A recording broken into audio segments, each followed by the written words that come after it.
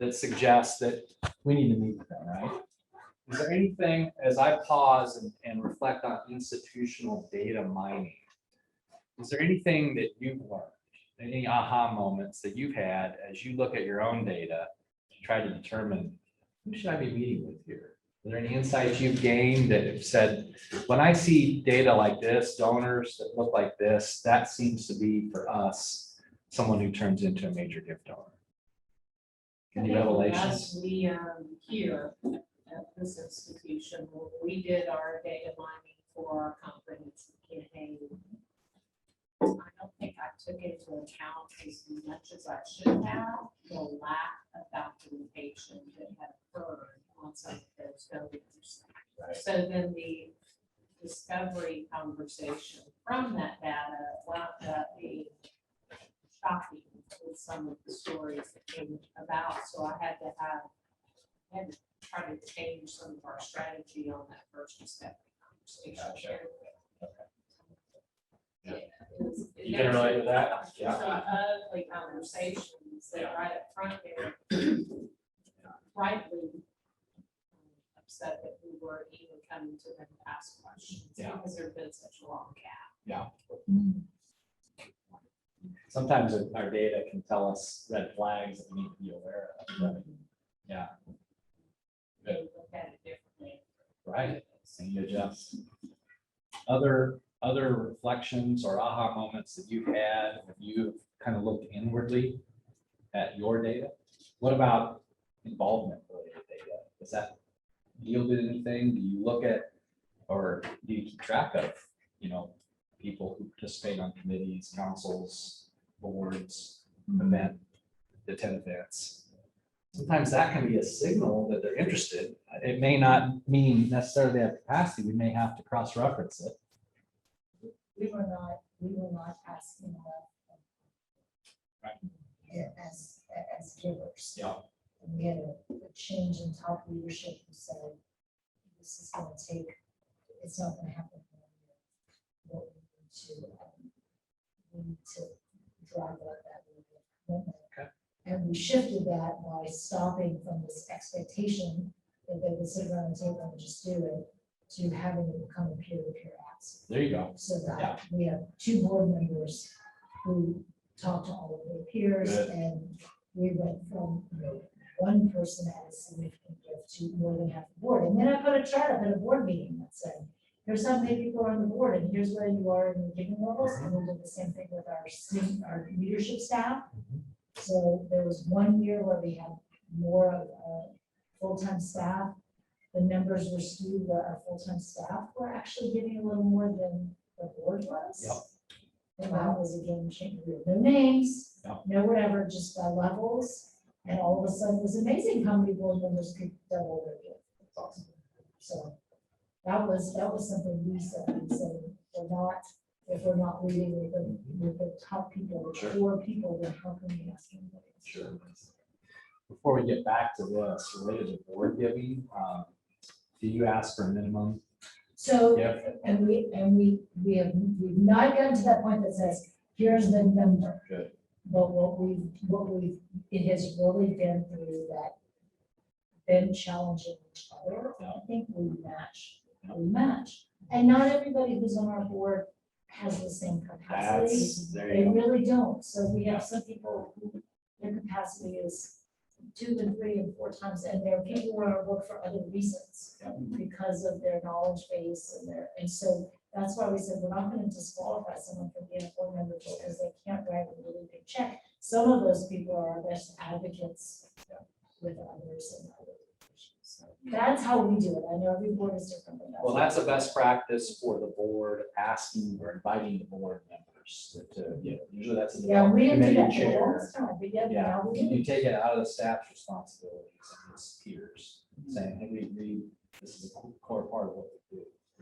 Another best practice I would suggest is not to set a minimum now, but rather in the board expectations in writing, suggest that giving while you're a member of the board will be congruent with putting our institution as one of your top 3 giving priorities. And your annual, major, and planned giving will be commensurate to and we're asking them to scale that, We right? use the term personally meaningful. Personally meaningful, but sometimes people need more of a guide. And then they'll say, what does that mean? So you wanna talk numbers? Yeah. Okay, let's talk. Let me tell you what your peer group is Yeah. giving. And I've had new members who said that. Can you share with me what board giving is like so they can credibility? Yeah, because board members come to us with all kinds of different capacities, and if we do an amount,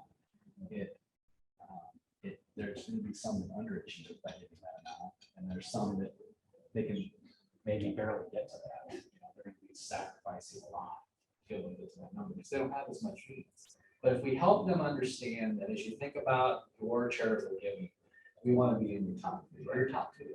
It's hard to ask to be number 1 because of people's religious beliefs, and that often takes precedent in a lot of people, right? And it's hard to say replace that with us. But if you say top 3, you generally know that you're going to get. We do a give or get, so we do have a finite number and more expectations. And we do give or get, we have a fundraising chair, they help tremendously. And they'll put out emails and communications and say, hey, we're coming up on this deadline, this event's coming up, whatever. And then say, you haven't done your junior achievement. One thing I'd suggest you to try to flex that a little bit. Okay. You give and get if you can flex that. Oh. Here's why. Yeah. It's hard to ask others to give when you're not. Well, and it's a good point, I think, that you're speaking to. Many grant organizations that give grants, they expect to see high numbers, high percentages right. before giving. That's right. And you can so- talk about that with board We members, sure do. is to Yeah. say, you know, we know not every board member is going to be, you know, our top donor or in our top donor group. We're just asking you to do a meaningful gift that's in your top 3 and influence others to join you. It's great. I'm gonna check that. Give and get, I think is a better strategy, because they can show when they're asking others to join that they have skin in the game. So Kate, So- would you also cover under data mining? Maybe cover a little bit more about looking at longevity of Yeah. donors, because I think sometimes organizations that are new to making and don't understand if somebody's gonna get into you for 10 years, that might be a good prospect up there. With data mining, we're looking for patterns of giving. We're also looking for anything that demonstrates loyalty, right? And loyalty could mean attendance, activity, involvement. You know, anybody who's coming to a lot of stuff is a loyal person. And now we need to find out, are they generous? But those who are giving small amounts consistently, year in, year out, every year, 10 or more years, 20 or more years, I mean, they're screaming that I love this place. You know, I'm loyal to this place. They also might be screaming that they just don't have great means, or they just haven't been involved, like that they've just been underachieving. We haven't been engaged with them. So we need to engage with those folks. It's nice to look at your data and say, who's given for 5 or more years. Try not to do that consecutive either, by the way. And I would encourage you not to necessarily implement a consecutive years giving society if you can help it. It's because you miss 1 year and you're not on that report, or you're not in that society because maybe you forgot, maybe somebody got sick, maybe you got laid off. We're looking at the grand scheme of how many total years did you maybe get if you're thinking of your fiscal years. That's a demonstration of loyalty. And often, as I mentioned in the previous session, it's a signal that maybe that's their a great playing gift donor, because what they're telling you is, I love you, but I just have modest needs as far as cash goes. You know, I can't make a big gift until after I pass my assets in my house, my land, things like that. And so you might be engaging them in thinking about legacy giving. You know, I see you've been given to us for 20 years. It's unbelievable. I think we were surprised about how many given us $1,000 or more in a year. Multiple years, and they just fallen off the radar. Right. Because they missed 1 year, they missed 2 years. Yep. And then all of a sudden, they don't. Yeah, Consideration. run a number of years giving report and don't necessarily draw a line at 10 years, because there might be some people that have given $1,000 for 5 different years and it's not consecutive, you know, you kind of got to piece that together like, well, wait a second. This one got under the radar. What are some of your best practices for re-engaging those, you know, those ghosts, so to speak, you know, 5+ years, they used to give, that's what's your recommendation? I mean, I would be saying, hey, I see that we were once part of your giving priorities. Can I come and just find out a little bit? I'm new, you know, I wasn't around when you were giving. Can I just find out a little bit more about why you're giving and maybe why that changed? It'd be helpful for me. It'd be helpful for our institution. You're just seeking information. Ask for advice. Ask for advice. The other thing Yeah. I found in data mining is, and I used to tell you this, if I go to that person every year and say, hey, will you give me $100, they will give me $100. Right. Oh, yeah. I mean, we had a lot of people who were way under giving because nobody ever asked them to increase their gift. Right. Or the famous Right. questions, but what did I do last year? Yep. Let's not talk about what we did last year, let's talk about what we're doing, let's talk about where you are. But we had a lot of people that went back and looked at who were just falling into a rut, whatever the number was. It's a great point. You can't just jump to the $100 a year donor for 10 years being only a planned gift donor, right? Right. If we don't have anything else in our records other than we send them mail every year, then maybe they just were never invited to increase that gift. And that's kind of first step is to see if that, if there's greater generosity there, greater capacity there. Yep. So there's really a lot of ways to slice and dice this data, right? And it's just a matter of getting in there and running some reports and understanding where the patterns lie on lapsed donors, on number of years of giving, on increased gifts. Those are all signs that they might need to be pre-qualified for a visit.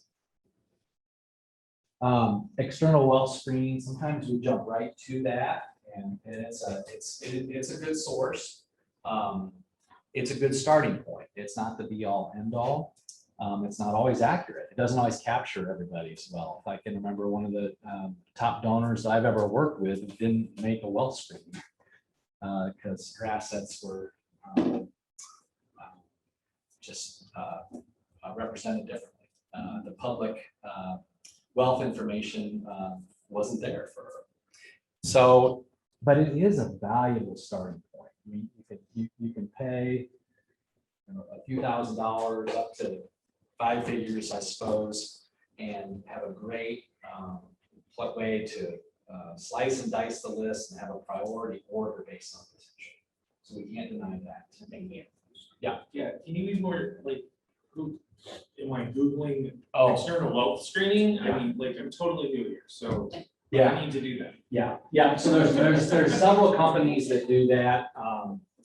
And a lot of times, whatever, if you have a database that you use to keep track of your data. So sometimes those companies will offer wealth screening services. So you definitely want to find out what they offer. As example, Razor's Edge has a service. Yeah, all of ours is focused on ticketing and patron management and ticketing. And of course, there's no great Yeah. program Yeah. that handles ticketing Yeah. and donor relations. Yep. So I have a great database that's full of lots of people, Sure. but nobody that I worked with does that. So I like donor search personally, but I'm not a consultant that suggests just consider one.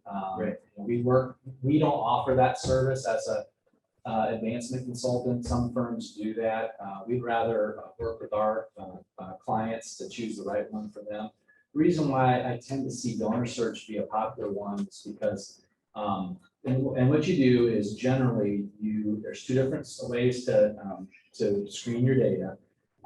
You can export your information to a spreadsheet, send it to them, and they're going to cross-reference that with all the public information that's out there about their wealth. And they're going to give you back a report that shows what they were able to gather and gives you some sense of the likelihood of them being an annual giving donor, a major gift donor, or playing it. They'll have different ratings to it that you can sort. And so that's called a batch screen. When you give them whatever set of records, they send it back to you with the information. Another service that they generally offer is a lookup service, if you will. It's the best way to say it, where And sometimes, a lot of times, you know, folks do both. So you do a batch screen, you get it back, you're prioritizing. Sometimes you got a technical person that's helping you integrate that data into your database. But then the lookup is I come across someone and I can punch their name in and get back immediately, one by one, information about the public records that are out there. So Donor Search does that, Wealth Engine does that.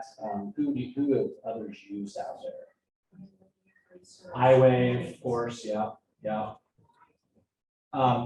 You could Google external wealth screening companies or services, and you'll get, you know, a top listing that would include those companies and others. The reason why I asked about your database is, you know, I would always try to pick 2 or 3 and see if they would allow you to send 20 records through and get back a sample of what they did.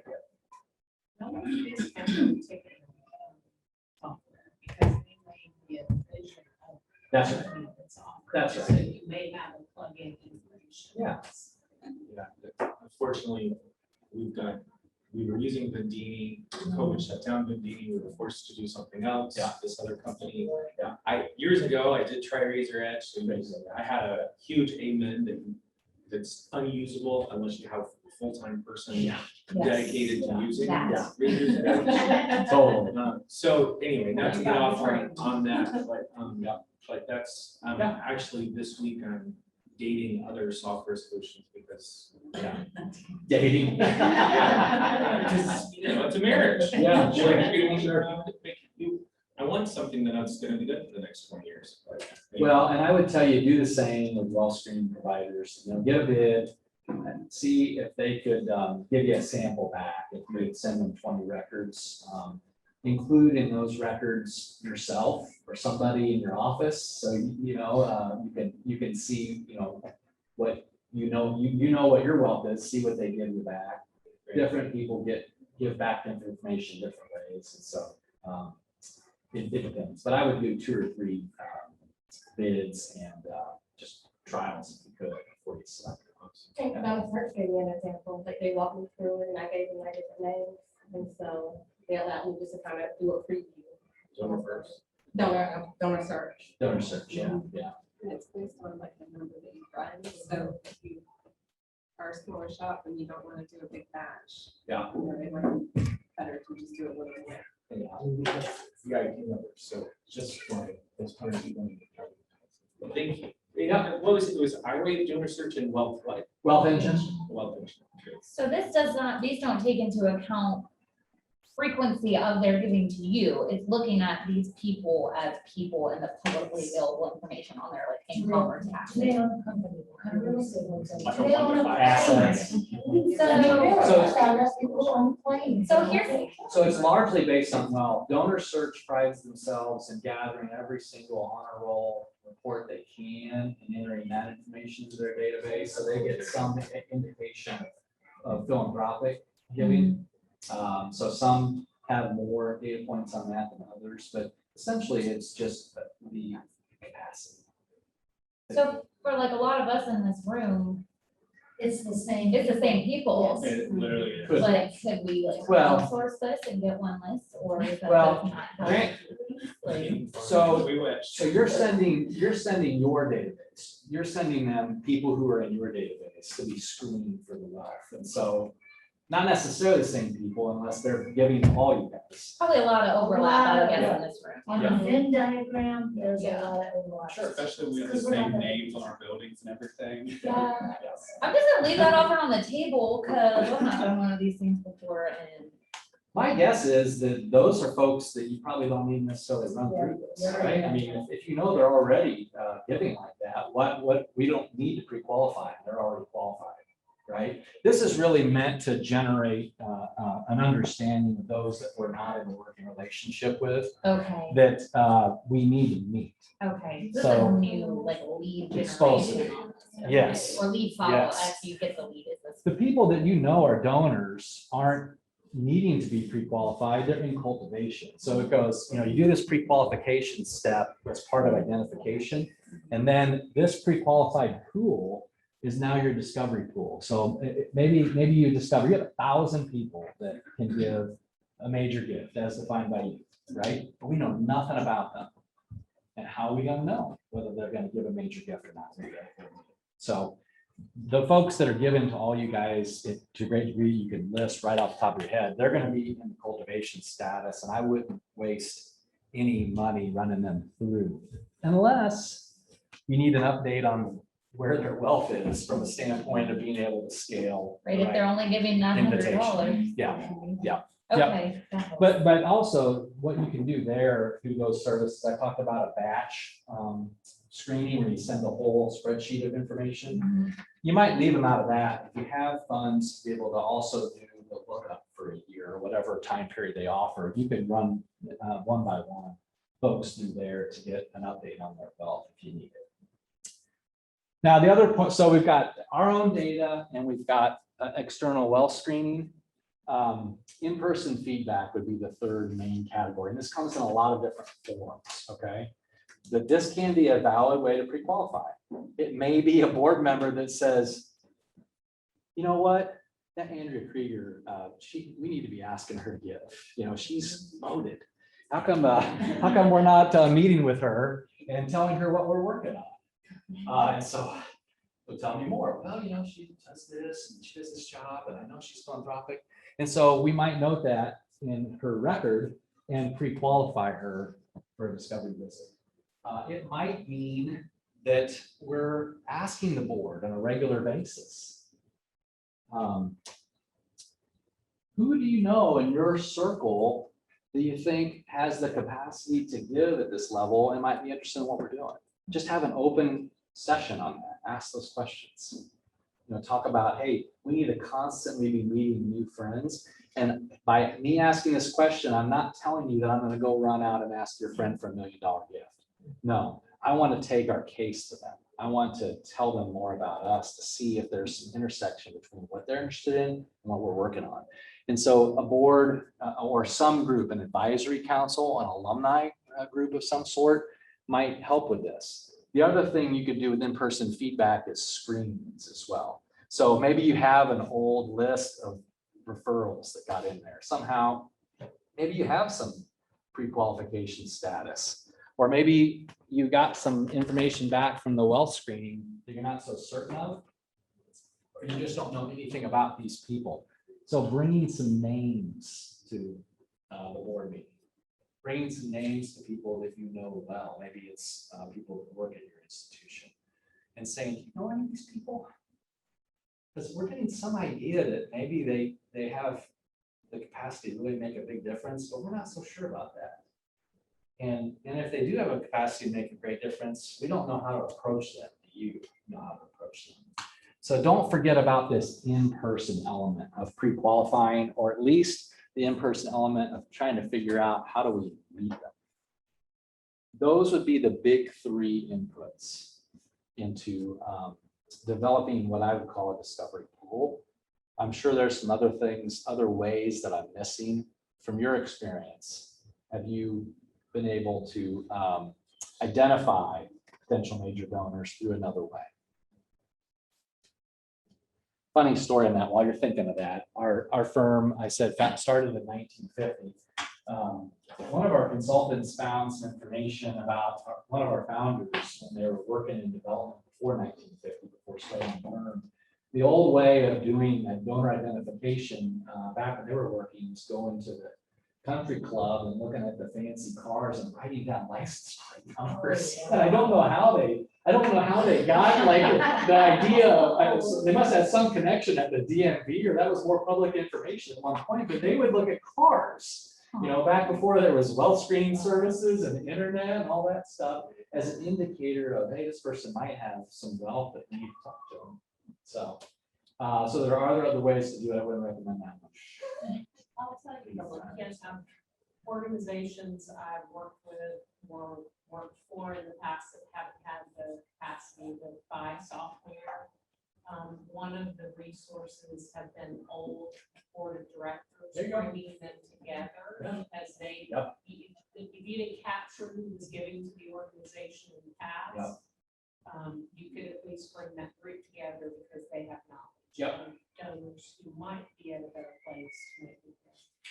So that hits both categories too, by the way. We didn't talk about past leadership that has maybe not been as involved in our data. You know, if you haven't involved past board members, you know, past leaders of any sort, you know, that might be a way to, you might consider them as pre-qualification for potential donors, but certainly past leaders, they're going to be honored to be able to be involved in that way, right? To ask for feedback on, hey, we just need some help in prioritizing who it is that we're going to meet with. You know, who would you suggest? We've got this great case. We've got this great thing that we're going to launch with a campaign. We just need an idea of more people to meet with. You're kind of in that stage right now, right? Where you're needing to identify even more people of greater capacity to meet with in a short period of time. So that's a good thought. Any other sources that you've used? Yeah. I know when I was with United Way, one of the methods, I'm not sure if it's whatever, but we'll look at old capital campaigns. Yeah. And like just do like some research to find out like their children are generational giving. So they may not give, those persons have passed away or they're aging out, but their family has a legacy of giving. And so identifying those potential individuals and going to meet with them and knowing that they may have a affiliation for healthcare or for education and knowing that their family mindset and being able to tie that into the prospecting pitch. Yeah. More and more donor advice funds are coming into play, right? So that's a sure indicator of philanthropic intent and potentially wealth is when a family has started a family foundation or a donor advice fund. A lot of times that can be found through just simple Googling or, you know, or as part of a, you know, what a company's helping fund. Yep. So identification and consider, and basically using these sources to pre-qualify that these might be our most promising prospects. I'm going to hand you a sheet here. It's very simple.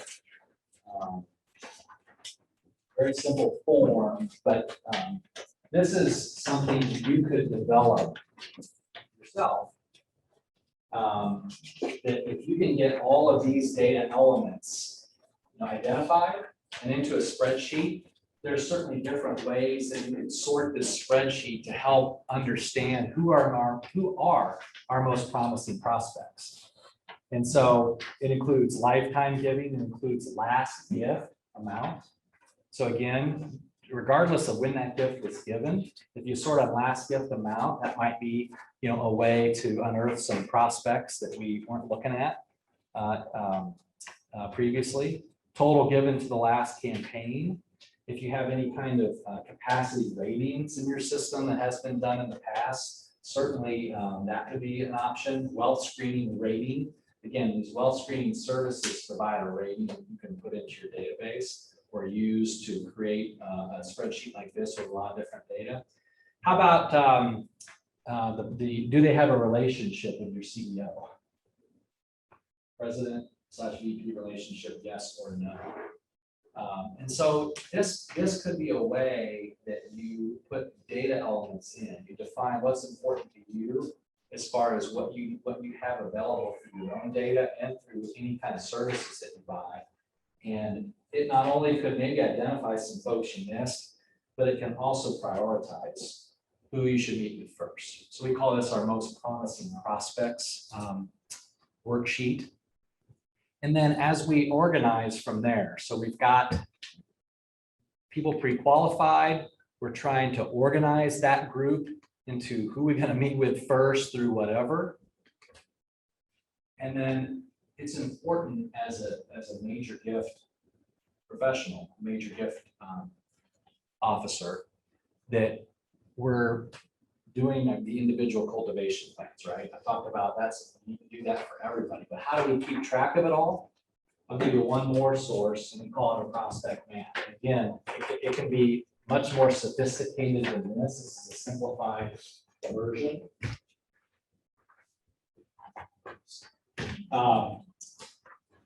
But this maps out what are the steps I'm gonna take for prospect D, prospect E, prospect F, whatever their names are, over the course of 6 to 12 month period. And I think this is an important exercise to do annually or every 6 months, because some of these activities might really, you might find that, well, I've got a whole lot of gift invitations that I got to do this month if I'm pacing in this way, right? And you don't have time to do all that.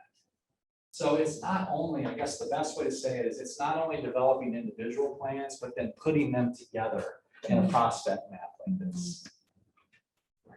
On your database, or are you doing that like by hand, kind of mapping it out?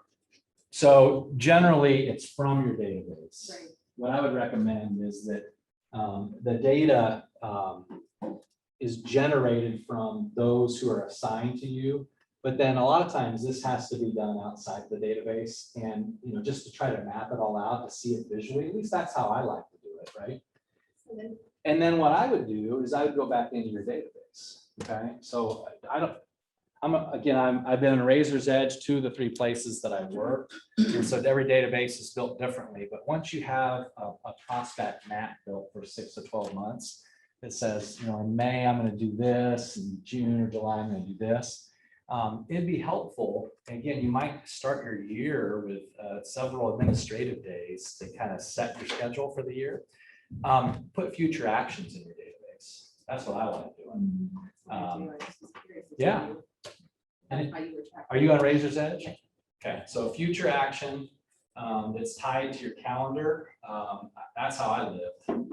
And so it's sort of like you remember the Ronco infomercials? Set it and forget it, right? Like I wanted it. Everybody in here was like. Yeah, set it and forget it, yeah. No idea what you're. I'm turning 50 in 2 weeks, so I guess that date's. Welcome to- Thank you, yeah. So remember, Ronco, set it, forget it. The more you can get out of your brain, this gets all back to the, the get it done strategy or whatever that, get all this stuff out of your brain and into your database or into your system so you can free your mind of that administrative stuff. Whatever your database is, once you have this map set, if you can put, even if it's just like, pulling out your phone and saying, hey Siri, remind me on May 1st, blah, blah, blah, to do this. And you just kind of just talk to your phone for half a day to set up a bunch of future reminders so you can forget about it. So this would be an ideal thing to do at the end of a fiscal year or the beginning of a new fiscal year, and kind of mapping out your strategies. But it takes going through individual by individual and having a plan first, right? Yeah. That was a lot, I know, but we're trying to go from, okay, what do we do once we identify to how we prioritize that?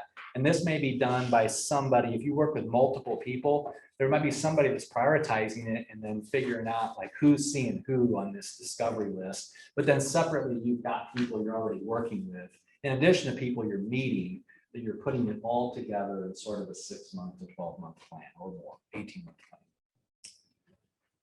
Whew, that's a lot, right? But I hope that there's some simplified tools for you to start wherever you are, right? It just map it in a simple spreadsheet, put it in some reminding system, and you'll be set. Okay. How to get appointments. So the $1 million question, right? This is the hardest part of our work. Well, first of all, we're kind of reviewing some information again. It's organizing your prospects. So let's say, we know the priority order. We've got some ideas on who we want to see and who we want to reach out to, and we're doing that based on ratings, right? Based on what we know about the person, that these people seem to be more capable than others. So I'm going to try to start with them. Or based on readiness, there's some people who we know that are already under cultivation that we need to meet with sooner than others. So we've got to get all that organized. And when it comes down to individual meetings, we review our last moves. We talked about getting into our notes and just refreshing our memory on, where they stand and who's ready for that next move. And so that's a part of it too, as we're thinking about and organizing our prospects. And then how many people have people that you meet outside of your drivable area? Are you just meeting people locally, or do you travel outside of a drivable area? Anybody do that? No? Okay. Well, good. You're all meeting with local prospects. Okay, some of this will be irrelevant. Because that creates a separate set of planning. If and when you're visiting with people outside the drivable area, that comes at a cost and time. And so you'll need to be grouping people into regional travel categories and prioritizing that within that region. We won't go as much into that at this time unless you want to. All right, so plan your visit. What do you want to accomplish? Okay, so we've got an idea of who we want to see and when. But then within those meetings, we got to start thinking about family, right? We got to start thinking about who do we want to see on that visit? Do we need to remind ourselves that the spouse should be a part of it? And that's part of how we invite the meeting. So be thinking about that as you're getting ready to extend an invitation to meet. Where do we ideally want to meet? Can you be intentional about that? Where do you guys like to have meetings when you meet people?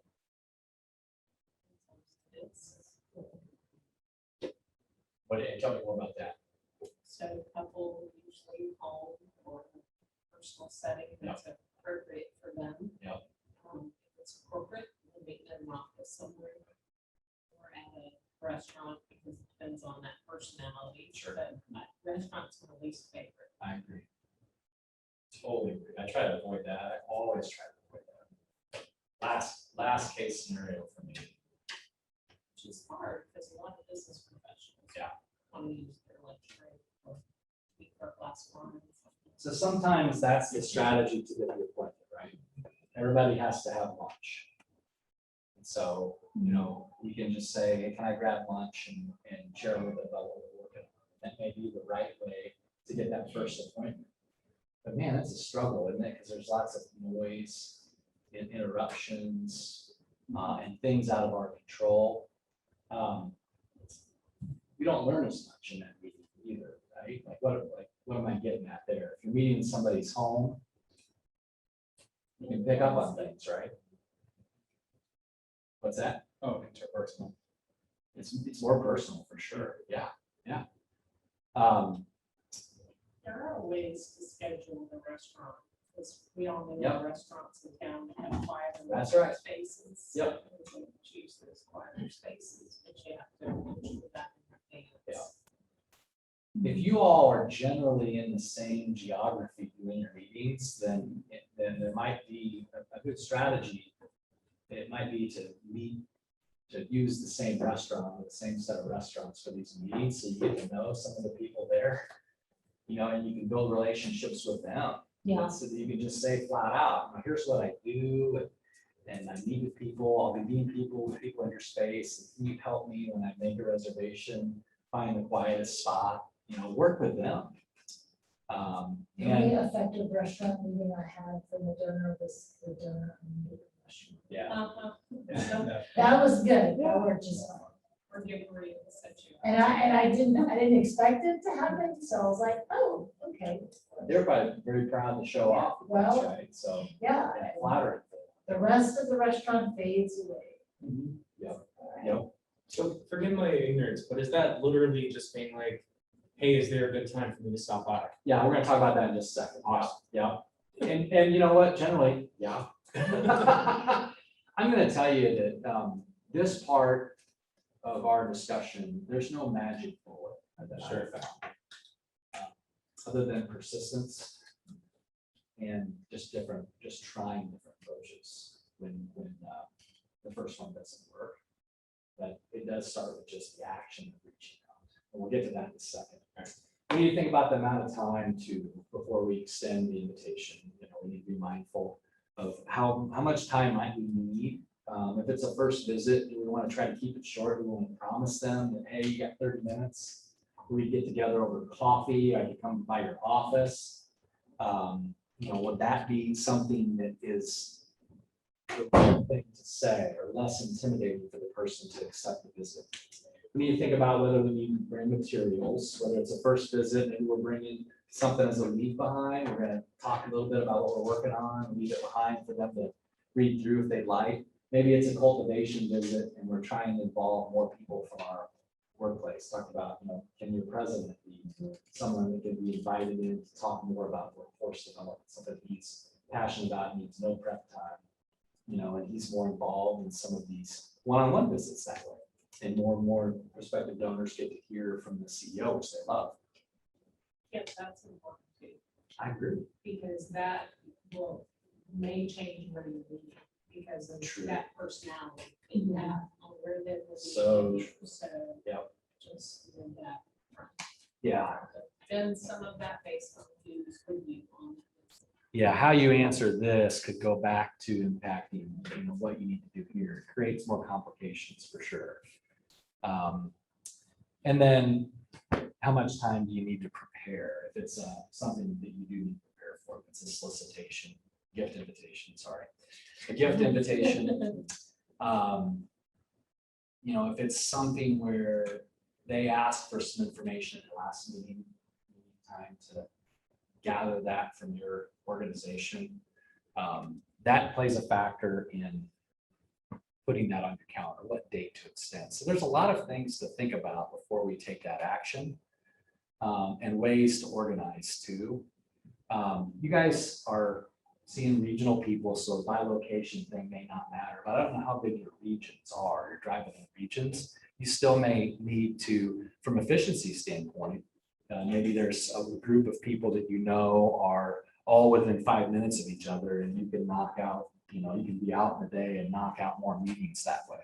So you still might look at your regional, your local locations, and group those accordingly to maximize the amount of time that you're out visiting with folks.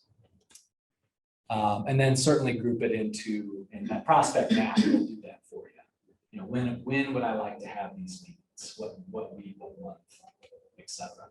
So this is meant more for when you're traveling outside the drivable area. It's very important to have an anchor visit. But let's just say you have a 30-mile radius of people that are in your portfolio, people that you're assigned to meet with. It still may make sense to try to group that by, I don't know, suburb or what have you. And who is the person we want to meet with the most in that suburb? That's the anchor visit. And while I'm there, what other visits can I make? Okay, this might be an action you take outside of even donors that you're assigned to. Like maybe you have 100 people that you're assigned to build relationships with, and that what's a part of Pensacola? What's a Gulf Breeze? Maybe you have a group of 5 people that live and or work in Gulf Breeze, right? And one stands out way more than the others. I'm going to try to get that appointment first, and then I'm going to fill in. And maybe as you try to fill in and get a couple other appointments for that day, you're striking out. But maybe you can go back to this tool, people that aren't necessarily assigned, to say, hey, while I'm out there, is there anybody else in Gulf Breeze that I can maybe swing by, and meet with? Try to invite for just a cup of coffee to talk about what we're working on. And so be sure that when you're booking visits, booking appointments, can we be as efficient as possible with our time? Because seeing 3 people instead of 1 in a day's work, when you add all that up, can really make a difference for your institution. All right, so here comes the persistence line, right? I can share a story, and I'm sure anybody who's done this work for a period of time can share a similar story where there was someone who, out of the blue, gave a $5,000 gift to Phonathon, just out of the blue. So they self-identified through our own data, through his giving. We're like, who is this? And so we ran him through the well screening and found out that he had net worth of 100 million. We had no clue who he was. And now we know. And so he's definitely someone that I wanted to meet with. Was assigned to me. I spent over a year trying to, call, email, invite, send a letter to, take a pause, so I don't look like I'm psychotic. Try again, pause, try again. I mean, it took over a year, and you know how you get mentally, you start saying to yourself, well, they're not interested. They're not interested at all. It's time to move on. But in this case, I was like, they're worth way too much for me not to know, not to get any response whatsoever. And so it took probably till the 14th month of trying it to get the visit with him. And it was incredible first discovery visit. He apologized. He said, I'm just busy. He was a high up guy in an energy trading company. And it went so well. And quickly it went to inviting him to our gala, where he saw all these board members that he knew and respected, to in a year's time being invited onto the board, to 5 years later being chairing the campaign, et cetera, et cetera. He became a top 5 donor after about top 5 lifetime donor after about 5 years of work. And I gotta tell you, I started to give up 5 different times. So it takes persistence, and you're not gonna know necessarily when to give up and when not to give up. Some you have to let go. So this is an example that could be subjective, but he had such great capacity to make a difference that I wanted to find out for sure whether there was interest or not. And so sometimes it takes persistence. It's calling for an appointment persistently. It's trying different days of the week, knowing that, they might have a lot of set meetings when you were trying to call, or you just got unlucky. It's using different methodologies, phone, email, letter. I use them all. What other persistence strategies have you used to try to get visits with people that you don't know? Always try to find out if they have an executive assistant Yep. or something like that, like who's the gatekeeper. Gatekeeper, that's a great call. Yep. Gatekeepers can make a difference. Other people, right? Yeah. Other people who might have influenced or who might know a little bit about what they're interested in. I was working at a college, and so sometimes you can learn through others that they love athletics, and they come to a lot of baseball, football, basketball games. And maybe you can have a bump into, not to be psycho again, but just to be at the same place, right? Maybe they love the arts, and maybe they go to this same event every year. It's an opportunity. One of the things I've just kind of fallen into, this is not a big town. Right. You can easily run into someone. And but Right. I think be more intentional about supporting each other. Mhm. So I go to other people's things, whether it's a fundraising event or it's an outreach event or whatever. And I just have to, I feel like I tell myself, you're always working.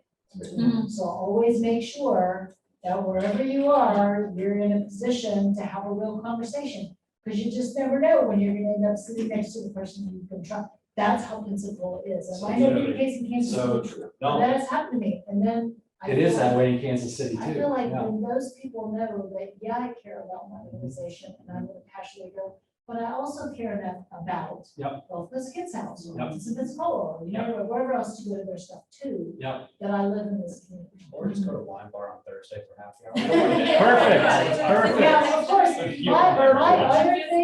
my other thing That's is, a legitimate suggestion. no, Yeah. seriously. Go to the You spot. know where to go. I can also tell So you, come to the Y, if you're not a member of the Y, Run into everyone too. so many people. We're come doing through my workouts outside with doors. donors. I'm like, and I can track their check-in time and go, oh yeah, he always comes in about 1:30 in the afternoon. So I'm just gonna happen to be at the Welcome Center when he comes in. Fancy This is a part of being very persistent and creative and trying to meet those we want to meet, me. right? Absolutely, And for certain people, it's worth digging that, deep, absolutely. right? based on what we know about them, based on what we know about their ability to help. One thing I'll tell you, and this isn't going to be in this session, this is something that I do a lot with boards and really with campaign steering committees, is being ready to share your story. You know, you need to be ready in a moment's notice to answer the question, what do you do? 2 minutes, 5 minutes. In fact, that's what you're probably asking first, right? Is you're getting to know that person, you're bumping into them, you know, hey, what do you do? They say it, they usually return the favor. What do you do? I work for this nonprofit in town that's doing these great things for kids. But, you know, we need to be ready to share that, right? Because we're looking for that reaction, is that interest? And I feel, I mean, I think even after doing this all this time, there's times like, oh my gosh, I've reached out to this person twice, reached out however much times. And then I think about how often sometimes somebody has to ask me about something before I, Right. you know, it's got to filter through that doctor's appointment and my kid's problem and whatever has happened. And it's like, a lot of times you're right for those times, you know. Well, Andrea, that's exactly I'm not right. ignoring.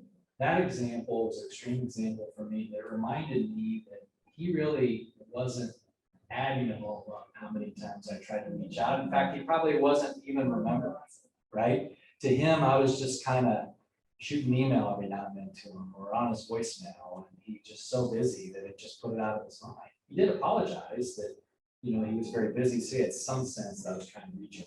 But in my mind, I was thinking, I'm coming across as way overbearing here right now, which tends to make us want to give up, right? So be persistent.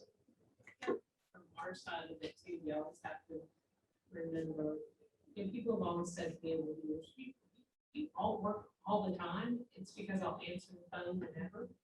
But you have to be ready to answer the phone with the right frame of mind. You know, answering it because it may be that call back. And I think it's important to just constantly remember, maybe that number you can try to reach or be back. Yep.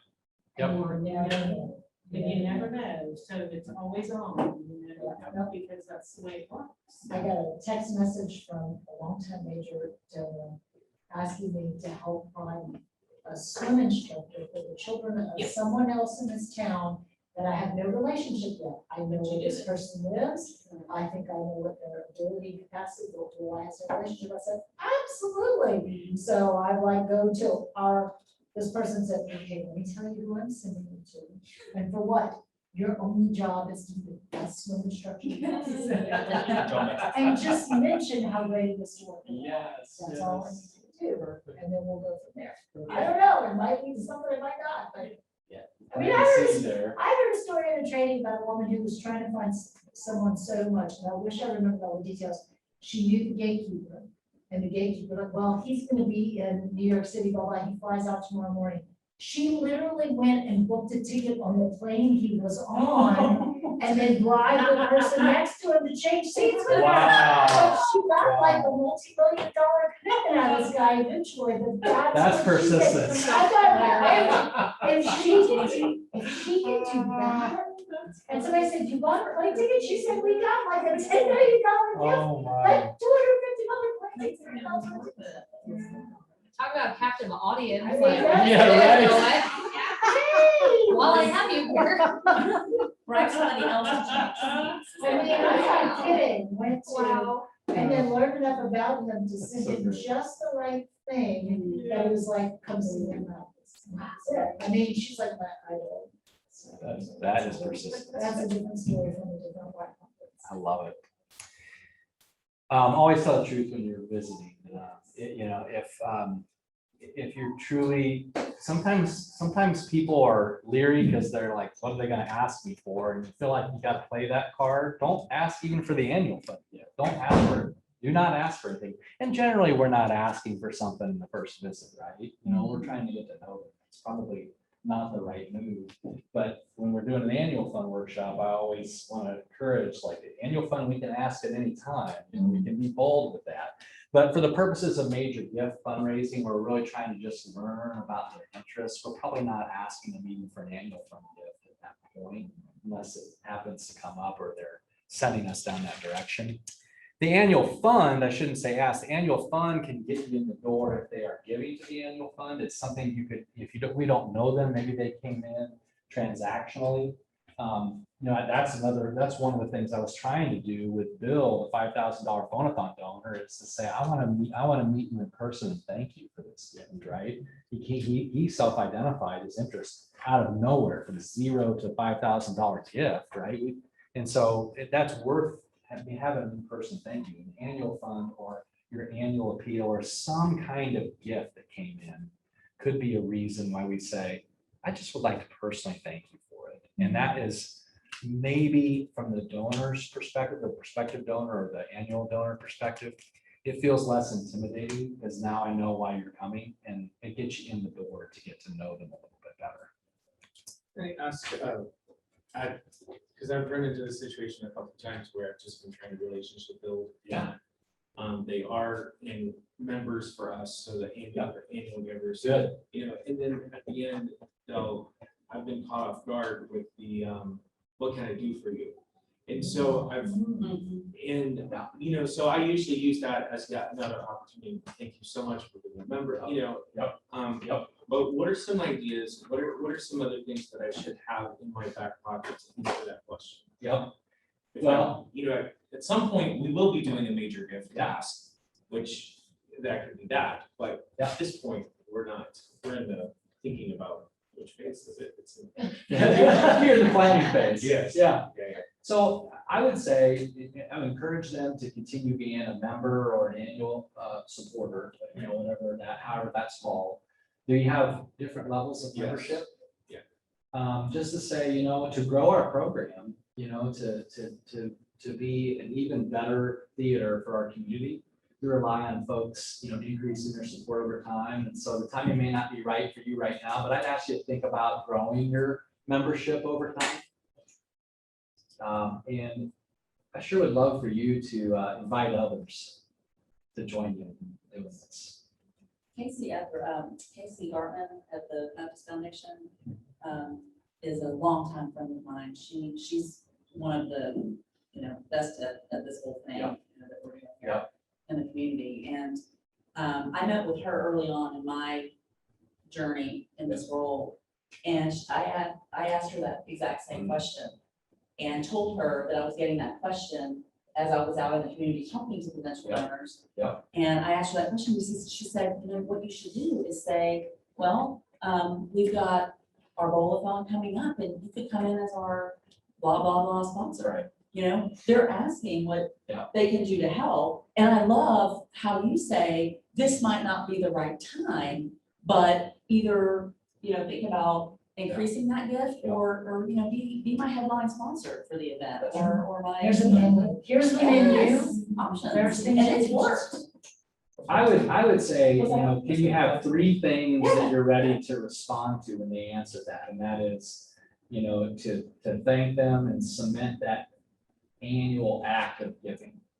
To have them consider upgrading that gift, explain that this is how we serve better, is through donors increasing their support and maybe asking them to be a strong advocate, asking them like, I sure would love to at some point come back to you and talk to you about some strategic things we're working on. So might I be able to, come back and chat with you more about potential greater investment, kind of dig into whether or not there's some interest in continuing that conversation towards something bigger. Okay. I had something else and I lost it. Okay, so here's another thing. I saw a president of a university do this so well. I started adopting it from my own development director standpoint. When he was at small group events, he would always have some talking points. And then he would say, whenever I'm out and about, people often ask me, how's enrollment? How's this and how's that? He would just kind of frame it as these are common questions. And so I'm going to talk about it. I started thinking, well, I could do that as a development director, and you could do that. You could say, you know what? A lot of times, most of the times I'm in these conversations, people ask me, how can I help? And so, what I usually respond to when people ask that question is, these are the 3 biggest things that you and others can do to help support our mission. And just have it ready to go. So you could almost ask that question for them. I've been asked this a lot lately. And so, this is how I've responded to that, kind of as you're wrapping up. You put it in your own words. Sort of like the FAQs on your website Yeah. or the FAQs you Yeah. wish people would Yes. FAQ. Yes. Yeah, right. Call it out, right? Say, a lot of people ask these questions, and so I'm just finding myself just sharing this now. Rather than wait for people to ask.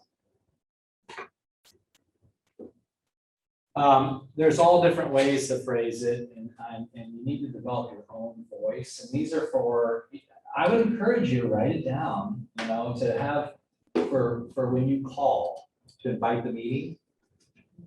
Write it down, and have several different approaches. Sometimes it can be less intimidating if you're saying, I'm going to be in Gulf Breeze. Am I saying that Gulf Breeze or Gulf Breeze? Go breathe. I'm gonna be in Gulf Breeze in 2 weeks, seeing some other people, just to talk about this great thing that we're working on. Can I swing by at that time and visit with you? So it's like, oh, okay, I'm not the only one, right? Sometimes people feel singled out, like, in fact, a lot of times it's the first question you get, right? Like, why are you coming and visiting with me? I guess I get like Yes. defensive. So if you lead by saying, I'm gonna be in your area visiting with others, can I also visit with you? Do you have 30 minutes, right, to give me an update? Sometimes that works. Sometimes it's saying, I'm carrying out my job here. I've been asked to be out and about, visiting and getting feedback. In fact, we had an effort where we had identified through Wellscreen 1,000 people who had capacity to give $25,000 or more that we didn't know anything about, and the university wanted to start a campaign in 18 months. So we started a very formal process of the president sending letters, 10 letters at a time, to gift officers saying, I've asked Kent to be a part of a team that's out getting feedback about our strategic plan, and I would appreciate it if you took time to meet with Kent. Because I can't meet with everybody. Kent's going to be calling you in a week or so. Would you take his call and meet with him?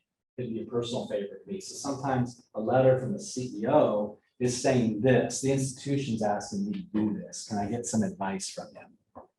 Love to have time. I'd love to see if you have time for a short visit.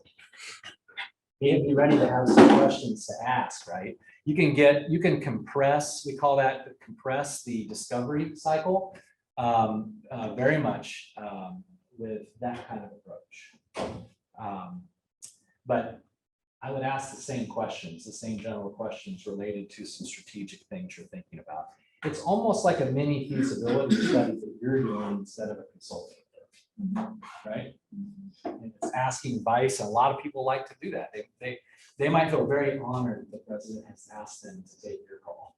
The CEO has asked them to take your call, and heck yeah, I'm going to do it. Talking about something new and shiny, the shiny new penny at your institution. Something hot off the press, like, hey, we got something really cool we're working on. Almost like an insider approach, right? Love to share this thing that's not out there right now and see what you think. You have time for me to come by?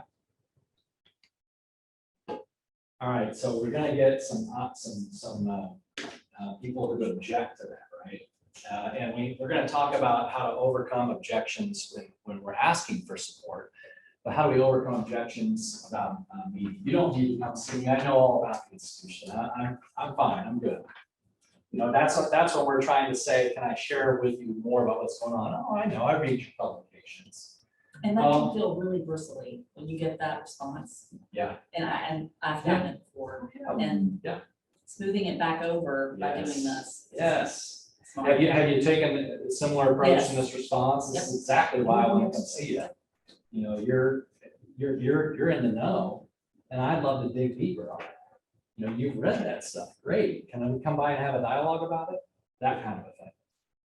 You want to confirm that they are in the know, that they love you, but we would love to have a deeper conversation. And if you can neutralize that bristle. Yeah. They'll be impressed with that. Yeah. If you can turn it No around, doubt. they will, without even knowing. Yeah. They're gonna be impressed. Yeah. and it will change how they're viewing you. Yep. And they won't even know that's happening. They'll just be impressed with how that transpired. Well, And you usually start by praising them. That's awesome. You know Yes. that stuff. Thank you. well, in our situation, it's a little different. We oversee about 6, 7 different agencies in one building. Yeah. So with our response, we'll be like, well, so much let's have you in for a tour. We need to go over what each agency is doing. And then that's where we get people is when we bring them for a tour. Because then they're leaving, they're just like, do all of this? Yeah. And then they're bought into the whole mission. There you go. Mission impact tours. Mhm. Yeah, you think you know. Those are about that. huge. Yeah. I'm gonna give you a mission impact tour. Yeah. And then it's like, did you make them cry? That's always. Oh, no. Did you get them to cry? I'm like, really? Absolutely. And none of them really say no to a tour. Right, right. That's fun, right? Mhm. So somebody's seen through your visit, right? Like, that's okay. You don't need to come see me. I don't have any more money to get it. You didn't ask about it, most likely by giving, but they're going right there. And so say, that's great, you know, I'm glad that you're giving in a meaningful manner. That's what it's all about. We just want to make sure that you have the latest, greatest information so you can be the advocate for us. Good advocates, you know, are the most valuable thing we have out there in spreading our mission to others.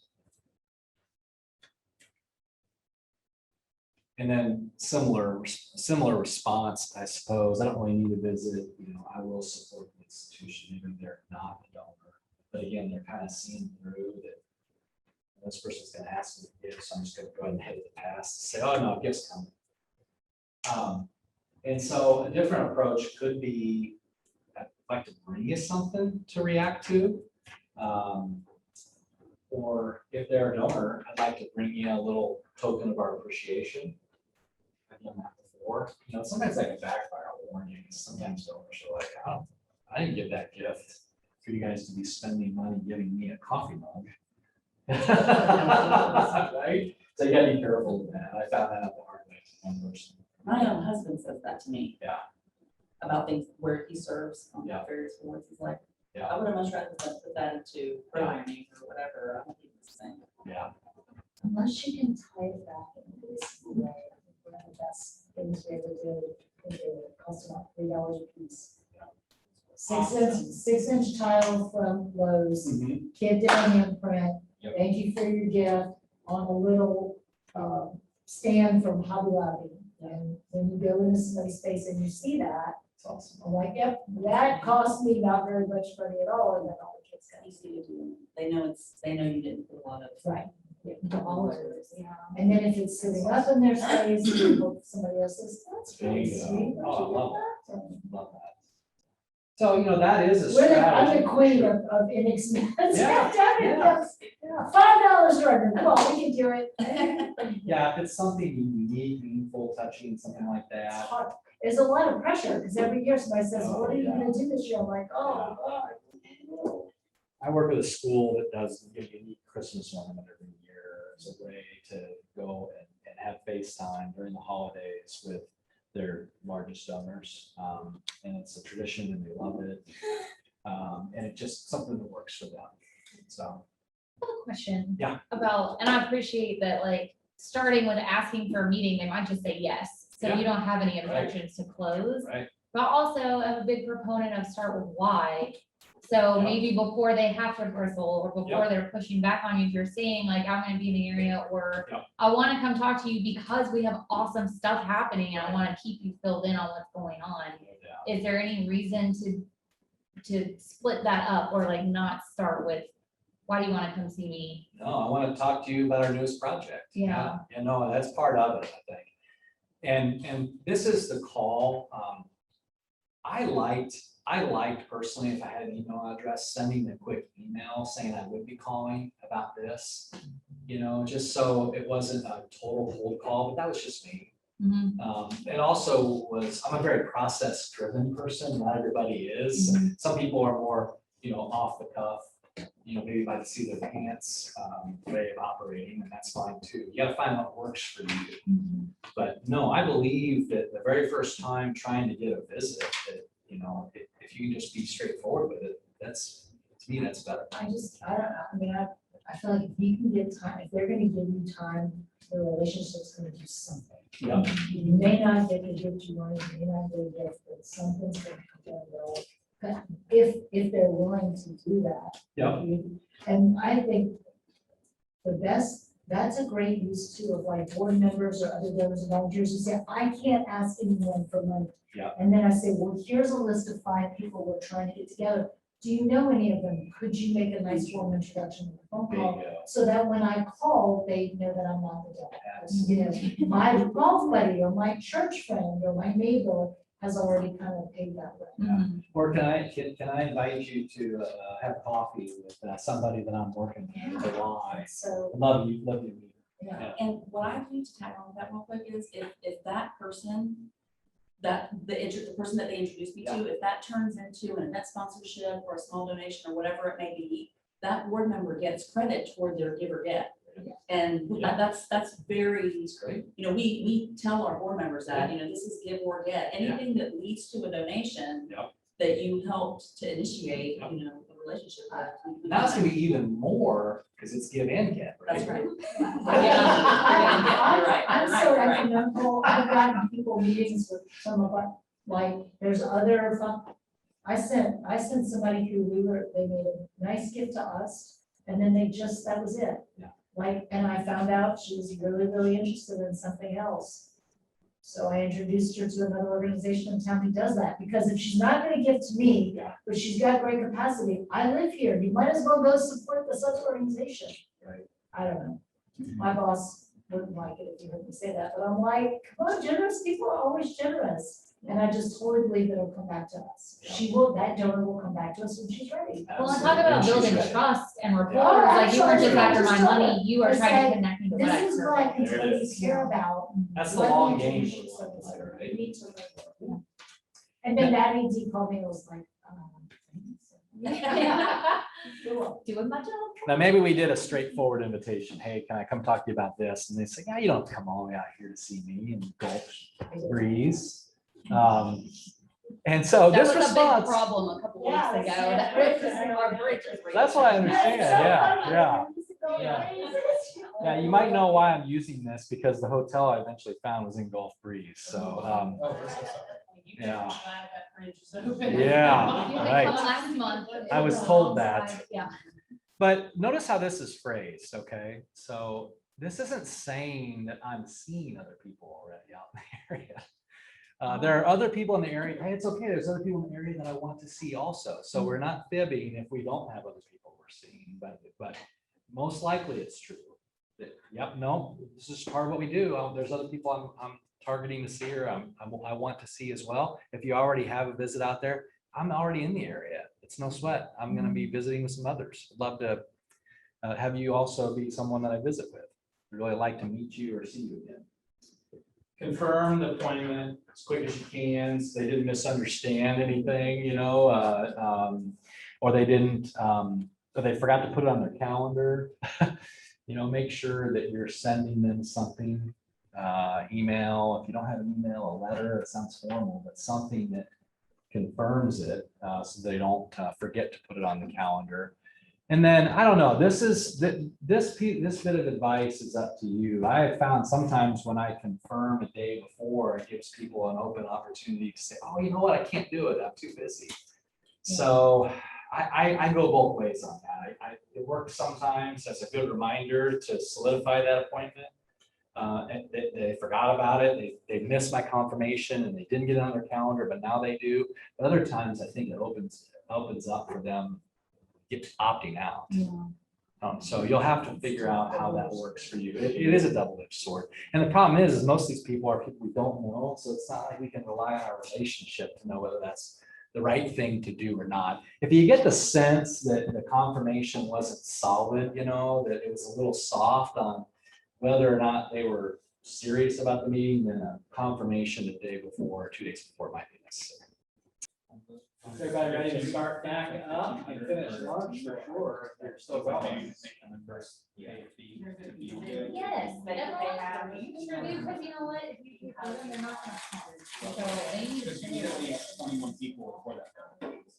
Right, Yeah. it's a the lot. rower and a 20, I mean, the drummer and 20 rowers.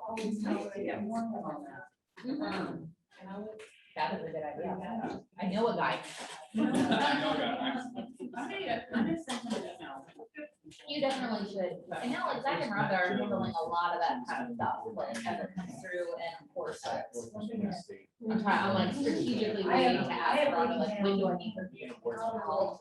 She taught for 25 years, so like, She went with Lisbon, right? Yeah. she wasn't listed, yeah, it's her, watch, I guess it was 21 years. Kindergarten first.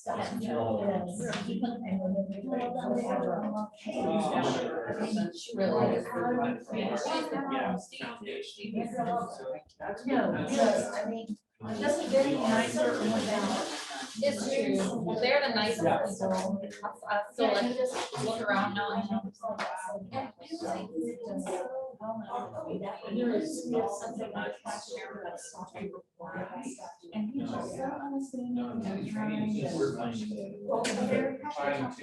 And it really is.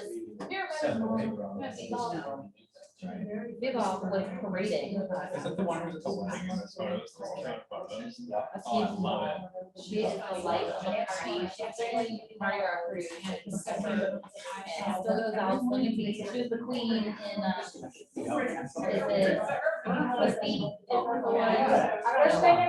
What personality or personality? She just raised the best kids. Like Steven's. I love it. Hard. Are we ready to begin the last part of our time together? Let's do it. We're gonna talk about first, we're gonna talk about what to do at your visit. Excuse me, and after, and please keep eating your lunch if you're still eating. So I always encourage people as they're meeting with donors to have a 3-visit mindset. It's not, doesn't mean, I'm not meaning this literally. It'd be great if you could just have 3 visits to get to the gift, right? And sometimes it'll work, I suppose. Most often it won't, but having the 3-visit mindset is what I want to impress upon you here, okay? Because just like what we're thinking about in moves, this keeps us kind of intentionally moving the conversation forward. I say this out loud because I was as guilty of it as anything, focusing on deepening the relationship and maybe spending too much time on some of those elements and not enough time on keeping it moving. So the first visit is mostly about listening. Like that's a discovery visit. It doesn't mean we're not presenting. We are. We're going to be bringing some information. Most likely because we don't know this person, they may not know us, they may not know what we're working on. So there has to be some information brought to bear, brought forward. But it's so critical when we're meeting with someone for the first time, especially if it's the first time that anybody's met with them, that we're paying the most attention to the listening part of it. Because we're asking questions to try to understand is the capacity there that we thought that was there? Is the interest there? You know, what might they be interested in?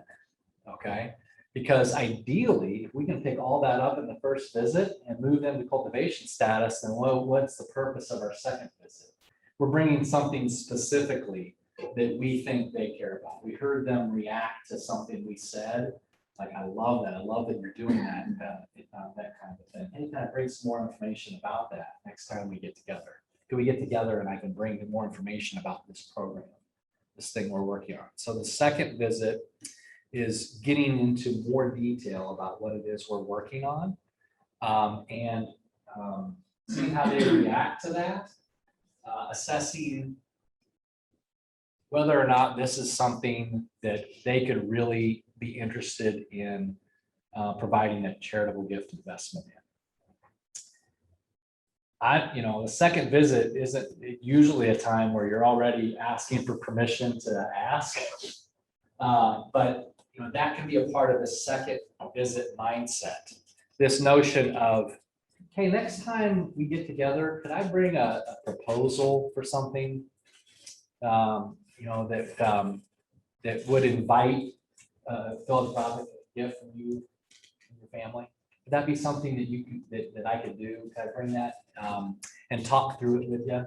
I think that that's an important transition, whether it's truly a second visit or whether it's trying to transition from cultivation to inviting the gift, is just flat out asking, can I bring a gift invitation? Can I bring a proposal for your consideration next time? Asking for permission to ask. And usually, if you're doing your cultivation visits with this focus, it's quite natural. It doesn't sound natural, but they're ready. You know, or it might be, you know, I did this. We're really needing a lead gift owner in this project. And I can tell this is something you're interested in. It's something that you benefited from when you were in school. Can I bring the president the next time we visit to talk specifically about a lead gift to this particular effort, this particular project? I kind of already asked for the gift in so many ways right then, before the CEO had the chance to do it. But I set our CEO up for success in doing that, right? I wanted to know after several cultivation visits, you know, was she thinking that we're at the same point that I thought we were? So asking for permission to ask, I think, is an important step to get to this third visit, presenting an invitation to give. So think about where you're at in the 3-visit mindset.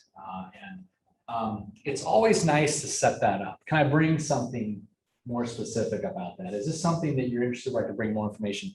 Can I bring a proposal for you to consider?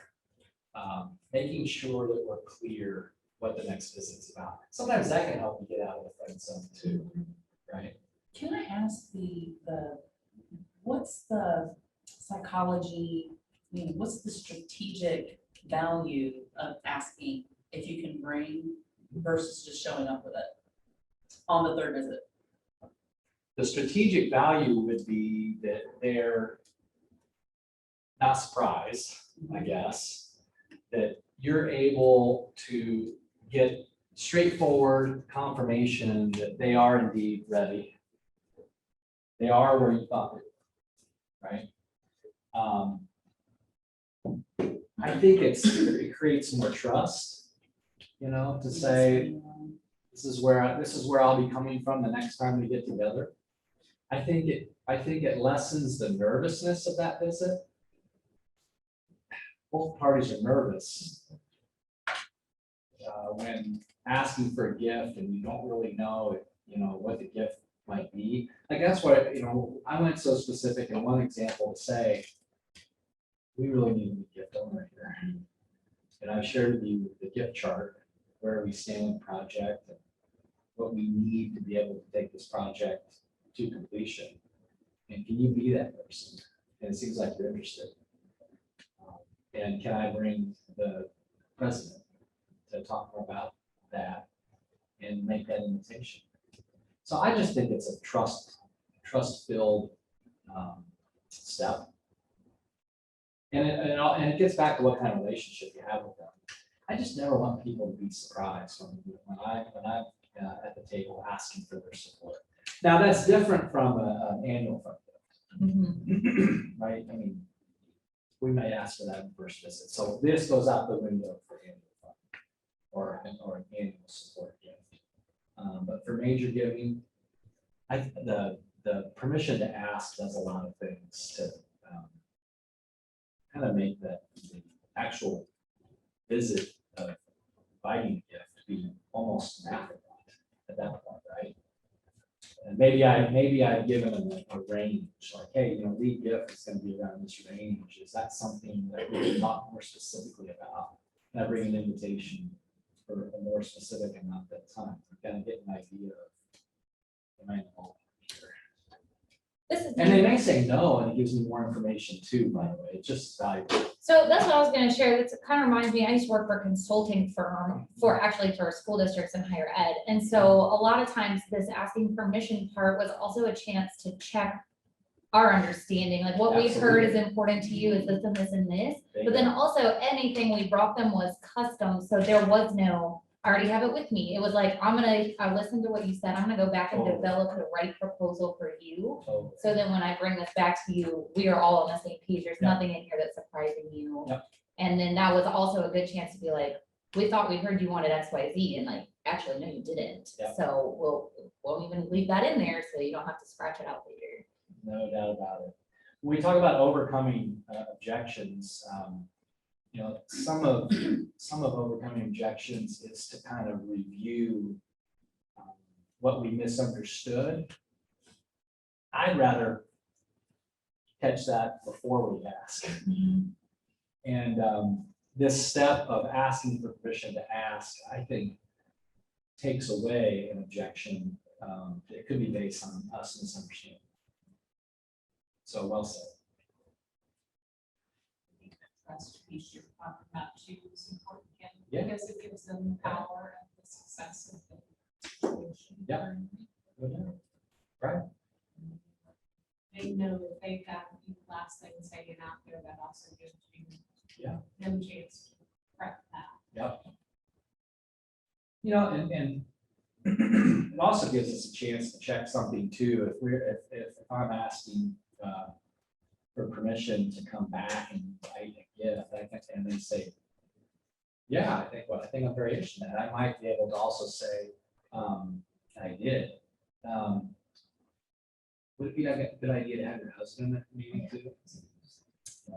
You know, it's mainly been you and I that have been meeting about this. You know, you're the alumna, you're the one that's passionate about this, but what would you advise here? Should Paul be a part of this? And she said, "No." I'm like, great, I wouldn't have done that if I hadn't asked that question. So on the visit, and we're just talking about visits in general here, not yet gift invitation.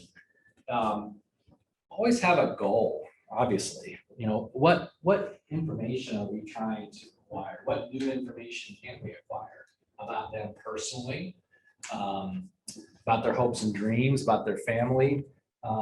Maybe digging into more about their history of their relationship with our institution, if we're a little fuzzy there. Maybe we need to know more deeply their interests in the institution. Some of that is part of sharing. We're going to share some more information about what it is we're working on to see if we can get a reaction as to what they're interested in. But we obviously want an overriding goal, be intentional going in. You know, what's something new that I want to learn this visit? And so some ways of doing that certainly is, I talked about the surveying process. So we use that to great effect to do a lot of discovery visits in a short period of time. A very formal, we called it a survey, a letter from the president, things like that. But you can do that informally too, by just seeking advice on certain things. Hey, we're working on this. You know, if you want to find out what they think about a certain program, say, hey, we're working on this, or this program is going great right now. I want to tell you a little about it. What do you think? You know, what ways do you think we can make it even better? See how enthusiastic they are at giving the advice. Getting acquainted questions. I gave you a whole list of those earlier, you know, questions that are all about them. Doing something together, whatever that might be. We learn about their interests, and maybe I invite them to sit at my table at the gala. Maybe I find they're a huge sports fan, and you know, invite them and somebody else, you know, within that loose network to go to a sporting event together. Whatever it is that we think might be just some way to, you know, get to know them a little bit better. You know, maybe that's something. Hijack their plane ride. Hijack. Make them survive. Hey, you want LA too? Go see prehistoric. Electric's gonna be shorter than hers. Go see prehistoric birds at the zoo, right? Yeah. So, comes back to that bird. So obviously, we want to have strategic conversations too. We want to learn more about them. We truly want to spend some time asking questions just to get to know them better. We also want to be strategic about it too, and be intentional about that. So, again, being intentional about learning, determining their interests in programs or projects. Some of this we've already talked about, and asking for permission to ask. I got it myself a little bit. Yeah, covered that. Okay, so we talked about this earlier. We like visits in homes, right?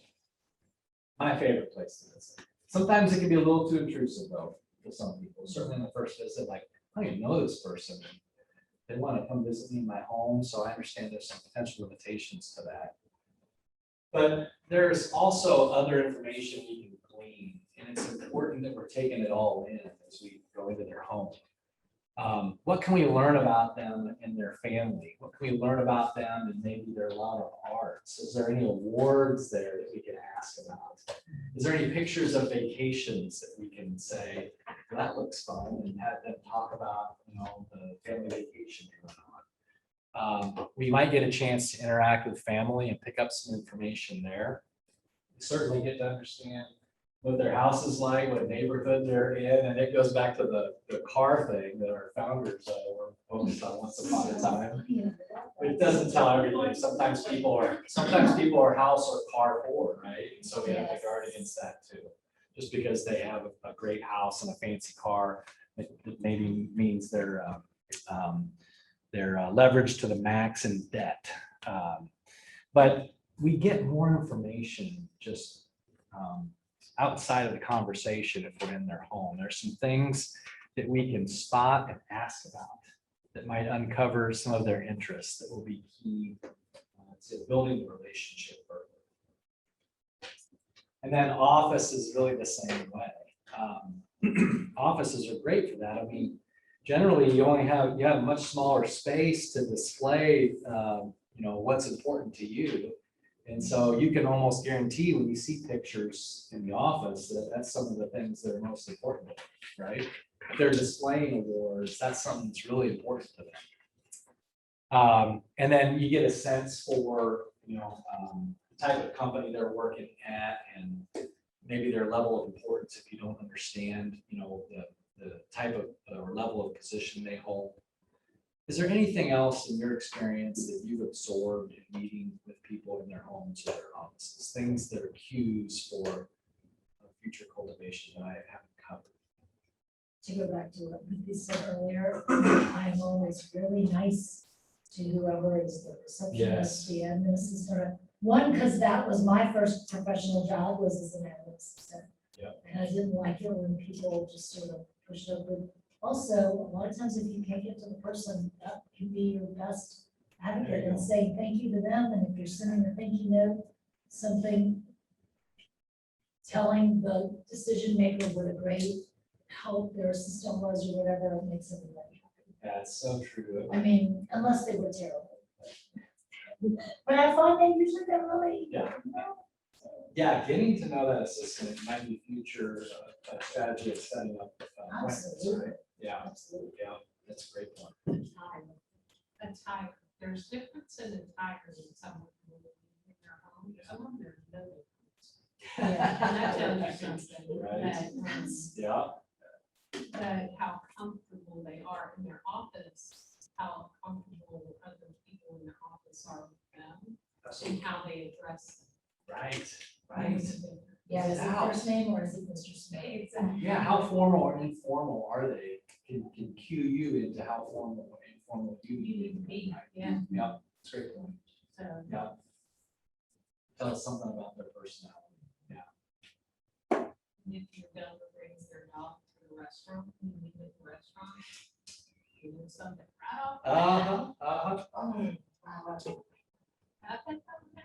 I would be so happy if that happened. What about when Like, the- right in your dog. What about when the dog's biting your foot when you're sitting at the kitchen table? Oh, no. A bad dog.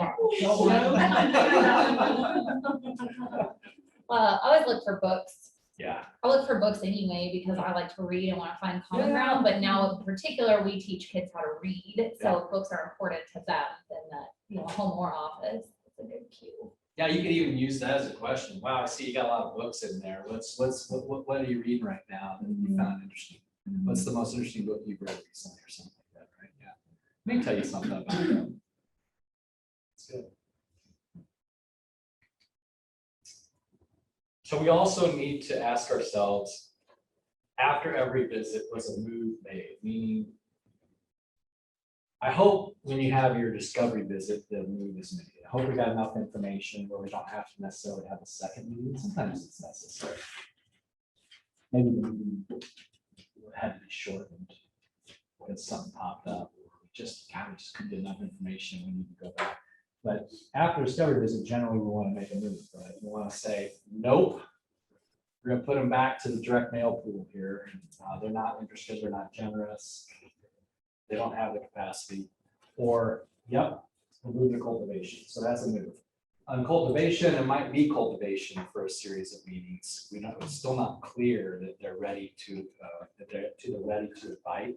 But always ask yourself, was a move made? And obviously, whatever you call it, call report, meeting summary, whatever it is that, however you title it, get that done as soon as possible. Develop your own way of being efficient and effective with that. If I found myself in a car for a long period of time after a visit, I actually, before our phones had these great voice memo apps, and I have a little recorder or whatever, the dictation thing, and I would just be talking out what I learned before I forgot it. So maybe that's a strategy you want to take. Just get it in a recording to update the call report later. Or maybe you go right to a coffee shop afterwards to summarize, whatever it is, get that done while your memory is the freshest. And also, I would say when you do the call report, do 2 extra things. At the end of the report, say, here's the next action you need to take. And then whether you're setting it up in your reminders on your phone or the future action, Razor's Edge, or whatever system you use, set that next action, right? So I determined after this visit that I need to bring information about scholarships, and I need to call in 2 months to get it. And so I would set a reminder that's going to remind me in maybe a month and a half that start calling at that point. And then I'd forget about it. So if you do those 2 steps, you're going to have a system that just naturally works in the tools that you have readily available to you. So planning the next move keeps that relationship moving forward. What needs to be done at that next meeting? Make sense? I have a quick question. Yeah. Where you said was a move made at the visit, that's what we're not calling move management. Well, you can call it moves management. Okay. I was told by a colleague of mine, I can't call it moves management because it's copyrighted by somebody else. Yeah, yeah. But by this, you mean like, when should the move happen? Is that move like a formal move through the funnel or move like, what's my next step? Yeah, it's a good point. So overall, well, and we're gonna get to that here, Oh. right there. Oh, Okay. look at that. Okay, so here's really four data points. I shared a little bit here, but let me just summarize in this great colorful chart. Mhm. All right. Prospect status is the move I was talking about. And so overall, where are they in that gift cycle? Did you make a move? Or are you ready to make a move after that visit? Did they move from discovery to cultivation? Are you at the point of cultivation where they're ready to ask for a gift? Did you ask for permission to ask? And they said yes. So they need to move from cultivation to ready to invite. So that's what update the prospect status if applicable. Update the target project. So After your very first visit in discovery mode, you're visiting with this person for the first time on behalf of your institution. I would go ahead, even if you don't know as much about that at this point, I would go ahead and document what project or what area you think they would have interest in getting. And how much you think they could get. It may be premature, but it gives you a starting point to build off of. You know, hey, they talked about scholarships. They seem pretty interested in that. You know, based on what the well screening data said and what I heard about their generosity and what I saw in their home, I think they could give $100,000 gift to start a scholarship fund. So I'm going to put endowed scholarship as the target project and target ask amount of 100,000. But if we start even from the earliest moment of cultivation and having a goal, then that's something we can work from. And that's why every visit you want to reflect on this. Did any of these things change? I learned more information that would suggest that that's not the right project, or I got the amount wrong, I need to change that. And then finally, the target ask date. After your first visit, it may be arbitrary. It may be a year, 2 years out. But again, we're updating that after every meeting. So if you go through these 4 data points after every meeting, that you're going to be very well organized with your prospects. And you're going to have goals that are always in front of you. Part of the systematizing the process. Does that answer that question? Yeah. So it's prospect status. So I was talking about it. Did they move to a different prospect status, a different cultivation status? All right, so let's talk about preparing for the solicitation. I hate that I said solicitation, preparing for the invitation. When you think about the anatomy of the gift invitation here, that's what this is. What do you think the most important part is? Don't look ahead. Probably look ahead.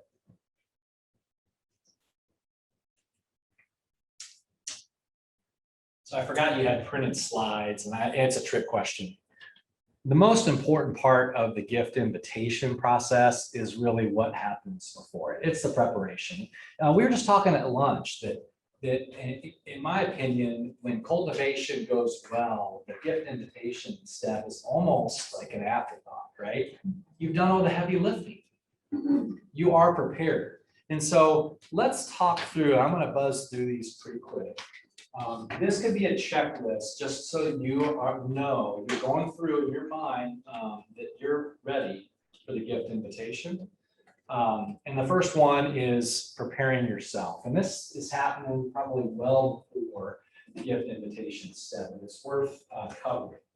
And that is, how well do we know, obviously our organization, but how well do we know this program we're going to ask for support from? Do we have enough information to be able to respond to questions that may come up? Maybe we invited a spouse that we haven't been meeting with, and they're interested, but they're going to ask questions that hadn't been asked before.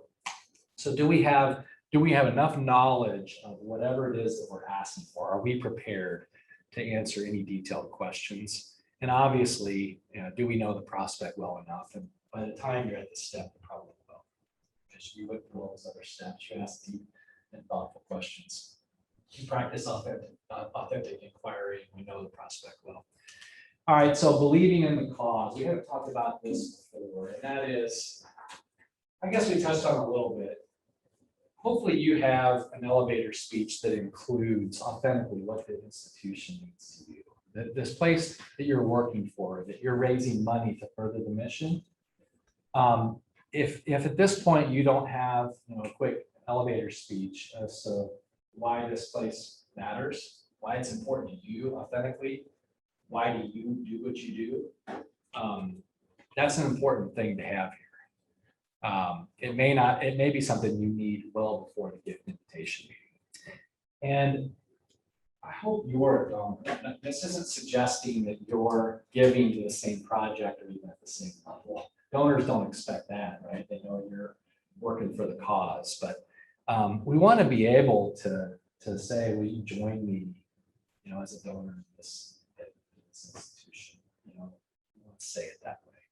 we need to, our donors need to know, and some of them may flat out ask, I don't know that I've ever been asked that. Has anybody been asked that? Do you give to this place? It's important that we are donors, that for a gift that's meaningful to us. That's part of just authentically believing in the cause. So we talked about determining the meeting. So with just a regular meeting, we're trying to figure that out, but it's really important for the gift invitation, isn't it? I would say absolutely no restaurants, if you're gonna invite, it's just too distracting. Unless I guess that's their business, right? That's different. I have a favorite place to go and ask them for support and ask them for a gift. Do you? Where would that be? Favorite coffee shop. You have a coffee shop, okay, that you trust and the environment is not distracting? Yes, very kind of low key. Okay. I just buy myself a gift card there monthly. Okay. So you've established a presence and a relationship there, and they kind of know you. Okay. Mhm. All right. Zoom, it feels like, for the last year, or less than I do. Now I'm gonna be in the homes. At the gift invitation. I've never done Zoom, yeah. But that's new. Yeah. How's that been going? Well, what not going with this, like with Oh. a major gift to ask, I'm just Okay. thinking in general, like where have we been meeting? Or have we met anybody, and it's only Yeah, recently that we're even able to do this type of, and we don't have an office, so that's why I'm like, I couldn't even invite them if I wanted to our office, so I would assume I would wanna go to Figures. I've had some clients that just because the stage of the campaign where it was, they've done major gift asks over Zoom, but I do know they've tried to push for in-person as much as they can. And in some respects, with certain donors, they've delayed asking for the gift to be able to get in person. Zoom's tough. Do you know somebody who's done the Zoom? Oh, yeah, I have a development director at a school in Oklahoma that's done some Zoom gift invitations, yeah. Mhm. And actually, in a couple cases, the donor suggested it. I was about to say, that's what I know in the Yeah. long world, that's. Yeah. Because he's pushing for in-person first, but it was at the stage of the pandemic where they were ready, but they weren't ready to meet in person, right? So it's situational. I think in a normal time frame, it wouldn't have been okay with Zoom. They would have been fine in person. They just want to be safe. Yeah. With that ask, I know in my mind, in the short time I've been in nonprofit, it's been more about me sort of just, educating them, and then the individual coming back to say, you know, this is, I want to support at this level. So when you say like the ask and going in individuals' homes, like, is there like a preparation? Is it formal, or like, what does it look like? Mhm. But it depends Okay. again on the donor, right? On the cues that you pick up from them. I've been at a gift invitation for $2 million where I was riding around in a four-wheeler with the donor's husband on their property before. Okay. Right? So, I mean, I think it varies widely, but I would say that it's more formal more often than not informal. Okay. You know, it's a sit down, it's a lot of review of what we've talked about. You know, it's reminding them that, you know, we discussed, you know, the last meeting, your interest in this project. And we want to talk more specifically about it.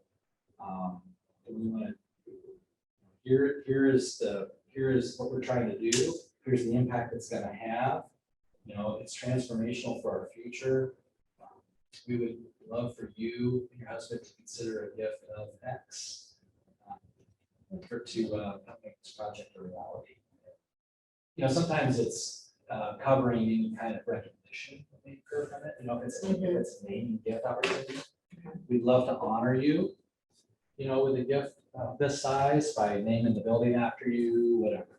Okay. So, you know, it's covering the elements of the project and any recognition that is just built into it. Yeah. So Ken, I like home, but when there are certain projects where if you have the opportunity to bring them into the projects. Absolutely. That's Yeah. always Yeah. been successful. kind of 1A and 1B for me. It's home or our site, right? Sometimes that takes more logistics if there's two of them and they've got to travel some distance to get to your place. The convenience factor is their home, but yeah, it sure is nice to be able to be in the space, exact space where their gift would be benefiting. Yeah. Private homes to be able to. Yeah. That when we have Yeah. cabinets and cabinet. rooms, Yeah. Sometimes the private club location. Yeah. But that's a good point. You know, sometimes you have board members or people who are close to you that have country club access or really, exclusive clubs or restaurants that you can go to and feel comfortable that it's going to be a setting where you can ask for it. So when I say absolutely positively no restaurants, there's some exceptions to that. Yeah, just. Where's that? What's that? The Irish Politicians Club. Oh, there you go. Yeah. It's where some of those meetings take place. I remember, I think, Y'all all know. That's all y'all. Oh, yeah, know. been back Y'all there. know. I've had one too many meals there, Yeah. so. I think in the Northeast, there's some Ivy League colleges, some alumni who have, because of where they graduated from, they have access to these really exclusive swanky clubs. And I met a prospective donor for a campaign readiness study interview, which is similar to a gift invitation, because I'm asking for a gift estimate, in a real swanky Harvard club or something like that. So yeah, there's some places like that. They're more public settings, but there's people around them, in other words, but they're very exclusive. And the clientele is kind of used to needing to kind of like that. So that's acceptable. Yep. Determining the participants. So that's where I shared that example where I like clarifying that before going in, at the meeting leading up to that.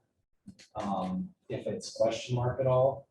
I personally like the default if it's a married couple to having them both there, because that's another thing that can drag out the decision-making process. It's like, I need to talk to my spouse about it.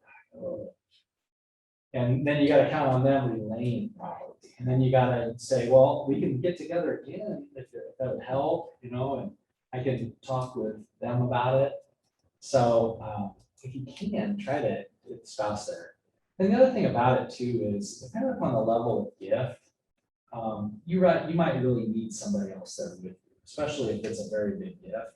And we like to say two is better than one, and teamwork is good, especially a very important 7-figure gift invitation, because while someone's talking and kind of reframing the case or presenting the case again before inviting the gift, the other one can be really focusing on the body language, right?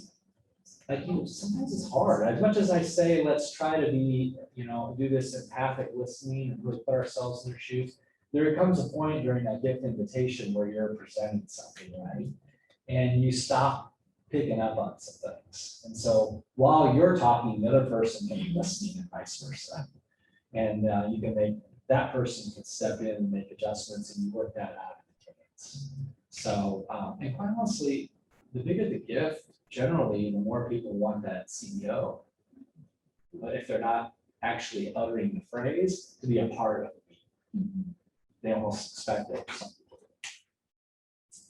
If you're going to have two people, if you're going to bring somebody in, you obviously need strong coordination. You need to script it. We'll talk about that in a second. Any materials that you need to bring, ask yourself that question. I don't like to bog myself down with too many materials. I want to have a conversation. And if there's a proposal to be given, I almost like talking through it and then leaving them with the written information, saying this is all in writing, but let's just talk about it. But that's me. And so, maybe you need some kind of key information to bring with you, but think about what you might bring. And I've got a slide that you can look at, that you can look through all of these kinds of options. I have a pledge form as a potential thing to bring with you. But I would keep that hip pocket, you know, if they're ready to commit. If they say that sounds great to us, it'd be nice to work through the pledge form while you're there. Tell them why you can't. Right, and you can just say, hey, this is just so that I clearly understand your intent and how you want to handle paying this. What kind of installments you may need. Would you mind us working through that? Because it seems formal to them, but man, you gotta come back to them anyways to get that information. So I wouldn't overly concern myself with the information. Likely, this is stuff that you've shared leading up to this point, right? Finalizing the proposal. So for gifts that are larger, I always like having something in writing that summarizes what it is we talked about. Particularly if they need more time to think about it, so that it doesn't let their memory fade, or they need to share it with a spouse or advisor. Then I've got it in writing for them, so they don't have to maybe translate it incorrectly. And so work through all the elements of what a proposal would have, including whether or not this is a gift that can be paid in installments, and how many years how many installments would you allow? What kind of recognition might come from this gift, if anything? And certainly articulating in writing the impact this gift's going to have, the benefit that the institution will receive from this charitable giving. Okay, here's the key. I talked about sometimes these things can languish in sort of this weird period of time where they're thinking about it and we can't get back in front of them for some reason. Sometimes it happens because people are getting cold feet. And so going in, whether it's you and somebody else, have a couple dates already in mind of when you can get back together. All right. So when that person says, I need time to think about it, you're going to say, absolutely. Most people do. Would we be able to get back together 2 weeks from this Friday? Would that work for you? We look at our calendars, and if that doesn't work for you, can we look at a time that wouldn't work? Did it give you enough time to think about it? I don't want to miss the opportunity to chat about it again. So try to have that protected time and see if you can get a time on their calendar. If you can't get a time, say, can I follow up with you next Friday to see where you stand with that? And potentially set up a time to chat some more. But have an action related to that. Don't just say, sounds good, and then walk away. That's really important when you're working with campaign cabinet. Oh, yeah. The campaign cabinet is the one that has the contact is. Yeah. So that you have to make sure they understand when they're, what time frame and how to do that, follow up and make sure they cover that, because they'll be. Oh, they totally will. They'll be thrilled that the gift invitation was extended and pretty proud of themselves to get to that point. They see good body language. Awesome, my job is done, and then they scatter and walk away. And man, A reminder right when you go in. yeah, and then these people are busy usually, right? And so they're hard to get back a hold of. I would go so far as to script the visit. That's me. And practice it. And so, you can script it in however way you think is most effective, but here's an outline you could use, even down to, especially when you're bringing somebody new into the mix, like, how are we going to open this meeting? What can I do to spur conversation? Well, we're going to talk about that in a second, so I don't want to get too much into that. And then practice either on your own or with the person that you're meeting with. I remember early on going to a conference, and a VP from Kansas State University had a session similar to this, and he said he would practice it and talk out loud in his office every time before going into a gift invitation meeting. And he said, and I know people in my office thought I was crazy. Here he is talking to himself again, but he said he would get that scripted with it, not to be scripted in the moment, but to be able to know that mentally he has a map of how he's going to navigate this meeting so that his mind is clear and free to be able to react to the unknown, the curveballs that come, right? That's the importance of scripting and practicing. It frees our minds. We're confident going in that I know that I'm going to ask about this. I'm going to maybe point this out. I'm going to transition this way. And so we have it down, because sometimes too, these conversations can get off track and we're prepared for how do I transition that back? We'll talk about that too. Oops, I'm going the wrong way. And then the final step beyond practicing and scheduling that time by yourself or meeting with the person you're going to do the practicing is just to simply envision success. Just mentally be thinking through a successful conclusion to this. You know, it's funny, in athletics, there's a lot of, what's it called? Visualization. There's a lot of visualization. You're talking Yeah, about, which someone taught me, and Yeah. it totally works. Yeah, my daughter just went through it as an 8th grade volleyball player. Her club team went through visualization and it immediately worked for her. It was unbelievable.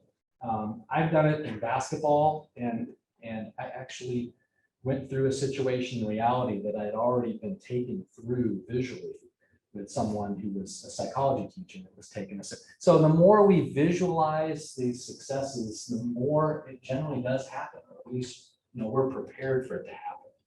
And again, practice plus envisioning success means we're ready for the curveballs that come into us. So just some checklist items that I wanted to cover to say, here are 10 things that you can work through to know that you are ready, that there's nothing that's slipping through the cracks, and you can confidently ask for the gift. Invite the gift. Anything to talk about on preparation? Pretty standard stuff.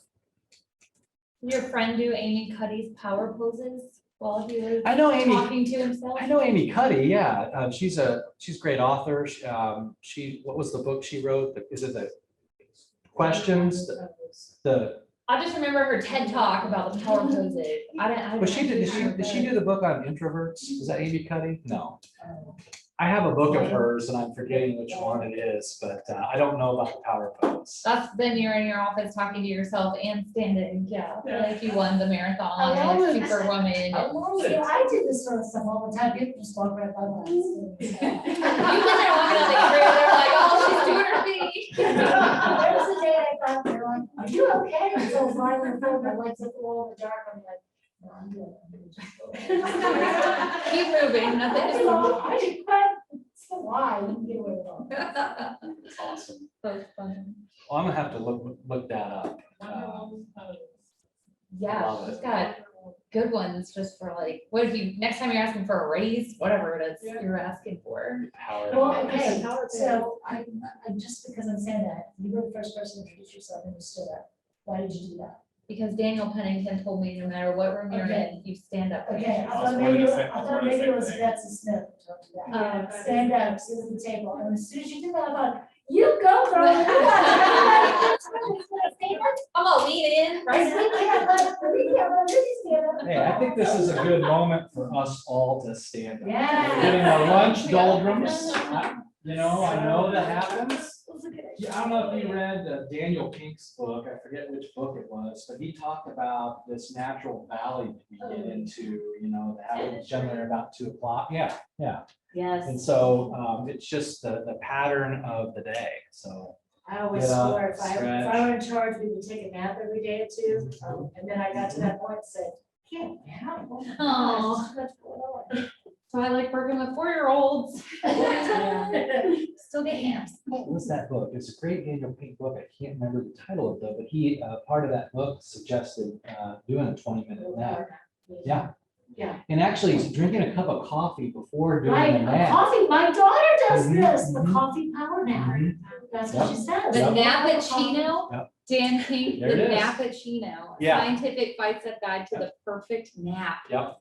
Drink. Coffee before. Right before. Yeah, because Because you. the 20-minute nap is not long enough for you to get into serious like, REM cycles, but it's enough to refresh you. And when you wake up, the caffeine is hit Just at the perfect So time. you wake up just, I'm serious, a little cup of Yeah. coffee, go right into the Yeah. 20 minutes. Yeah. He suggests that know your valleys, know your peaks and valleys in a day. And that valley in the middle of the day, if you can get away with it, take a 20-minute See, if nap. you work have in a the cup of Y, coffee you just before go it. on elliptical.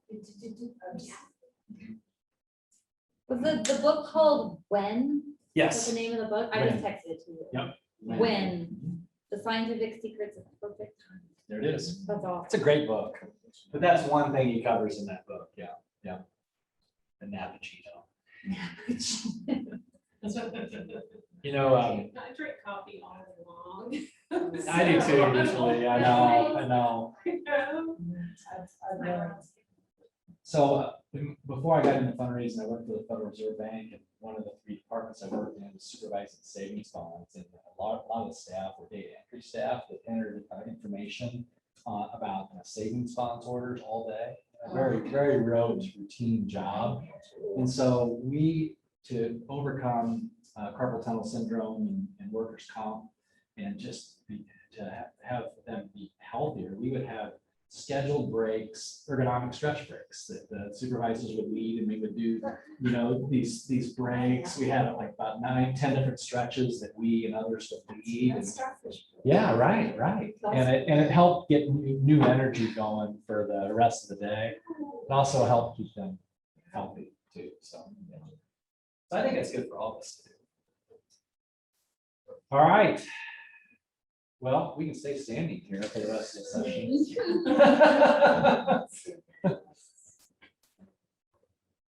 You want to talk about inviting a gift? Yeah, I guess then you have to actually ask, huh? Right. It's part of the thing. Right. There's this cartoonist again. It says you aren't wearing that to ask for endowment for the endowment gift we need. Are you? Business casual is strictly annual. So sometimes they're pretty cheap. I wouldn't have gotten that this Yeah. morning. Now Yeah. I know what that means. Yeah. So there's some funny. I think that once upon a time these were in Chronicle Philanthropy pretty regularly. All right. So asking for the gift, stay standing as long as you'd like. It's kind of fun. So asking for the gift, like I said, if we're doing our cultivation right, this is really just kind of a formality. They know it's coming. They generally know what you're going to ask for. Maybe they don't know the specific amount. The unknown is covered beforehand, but we still need to be comfortable with request phrases. I think, as you invite gifts, there's a way in which you want to phrase that and be comfortable with. And sometimes you want to flex that phrasing. So what we want to focus on some different ways to phrase that gift invitation. We want to be direct and straightforward. This is no time to be vague. You may disagree. This is no time to present a range of gifts. We want to ask for a specific amount. We may have to negotiate that amount, but because what happens when we ask for a range, by the way? Low end. Yeah, whatever number you said first is probably the number they're going to say yes to. So let's just ask for that number, or let's ask for the higher number and potentially negotiate. We need to be comfortable with pause, right? We need to ask for it, and we need to sit there and wait, no matter how awkward it is, to a point. Sometimes if it's too long, you may have to say something.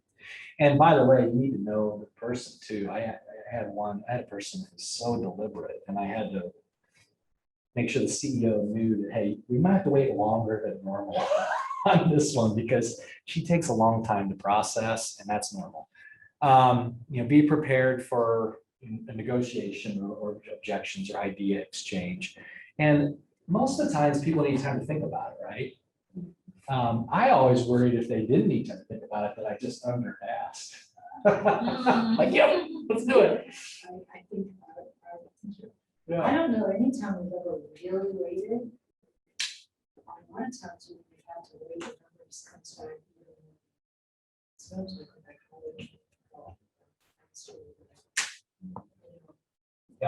Because even if we're asking for permission to ask, we may not have shared the exact gift amount, right? And they still may need time to process that.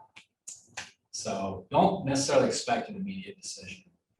Okay, so here's the anatomy of the ask again. Let's go through that quickly because I think you want to script this. And you don't have to follow all of these steps, but this is a potential formula structure for that particular meeting. We need to be sure we're thinking about the opening and how we can put the prospect at ease. Because in some cases, no matter how good of a job we did in getting them ready for this moment, there's still going to be some nervousness there. And so what can we do to get them talking about their favorite subject and what's their favorite subject? Yeah, right. So go back to your notes, remember what did we just talk about? Are they getting ready to go on vacation? Did they just come back from vacation? Something big happened in their family that we should start it with. Yes, when they're home. Talk about their dog, right? Or ask about their dog if we talked about it the last time. We certainly want to offer their thanks and their appreciation for, what they've done for our institution and for the consideration today. We want to establish the time frame, the purpose of the visit kind of at the end of the opening. Hey, Andrew, we talked about, getting together for about an hour today to talk about an important project that we'd love to invite your support of. Does that time frame still sound good to you? Yeah. Because the last thing we want is to be into presenting and they say, I gotta go. They go, oh, I forgot to tell you, I only have 30 minutes available. We need to know that up front so we can adjust. So you may or may not need this step. And if you guys are ready to sit, you can. Yeah, please sit. Yeah, please. I'm gonna sit. So we may need to, beyond the opening, have a question or two ready. Beyond what we may have asked just to get things started. You may not. Maybe there's a question that you need to ask to integrate the person you brought with for the first time. Like maybe this is the first time the CEO is a part of this. And so maybe you need to say, hey, Andrea, would you mind sharing that reflection you had when we were together last time about, this, that, or the other, about what this place means to you? To get them to maybe reframe a nice conversation you had. Our president loves hearing, impact stories. Would you mind sharing that again? Something to that effect. Again, you may not need this. Be thinking about beyond any kind of opening question. What's another question that can focus us on our institution and maybe even just getting them talking about us or the program in general. Maybe that question doesn't materialize, but it's something to think about. Remember that we're still doing our job of listening very well, practicing, the empathic listening, really putting ourselves in their shoes as much as we can. Surveys show that when donors talk about the qualities of a good fundraiser, they point to the 3 E's. Good fundraisers have empathy, energy, and enthusiasm. So empathy obviously is this ability to really put myself in your shoes, to really authentically appear as though that you are all that matters right now. My body language is such, I'm not staring you down necessarily, but I show that I'm really climbing into your shoes, really understanding where you're coming from. Energy obviously is just what our body language is. We're sitting on the edge of the chair rather than slumping back. And enthusiasm just kind of comes through in our body language, voice tone, and how we breathe. So these are things to pay attention to while we're listening. We certainly don't want to interrupt. when they're talking, we sometimes, and this goes beyond a gift invitation meeting, we may need to reframe, especially if it's confusing. So I hear you saying this. Is that right? So don't forget about the listening part, because we may be nervous about this. You know, we may be thinking about, I'm about ready to present, reframe this information, make the case again, and then make the ask, and I'm nervous. So we may have to just remember, you know, put all that aside and just listen to the prospective donor.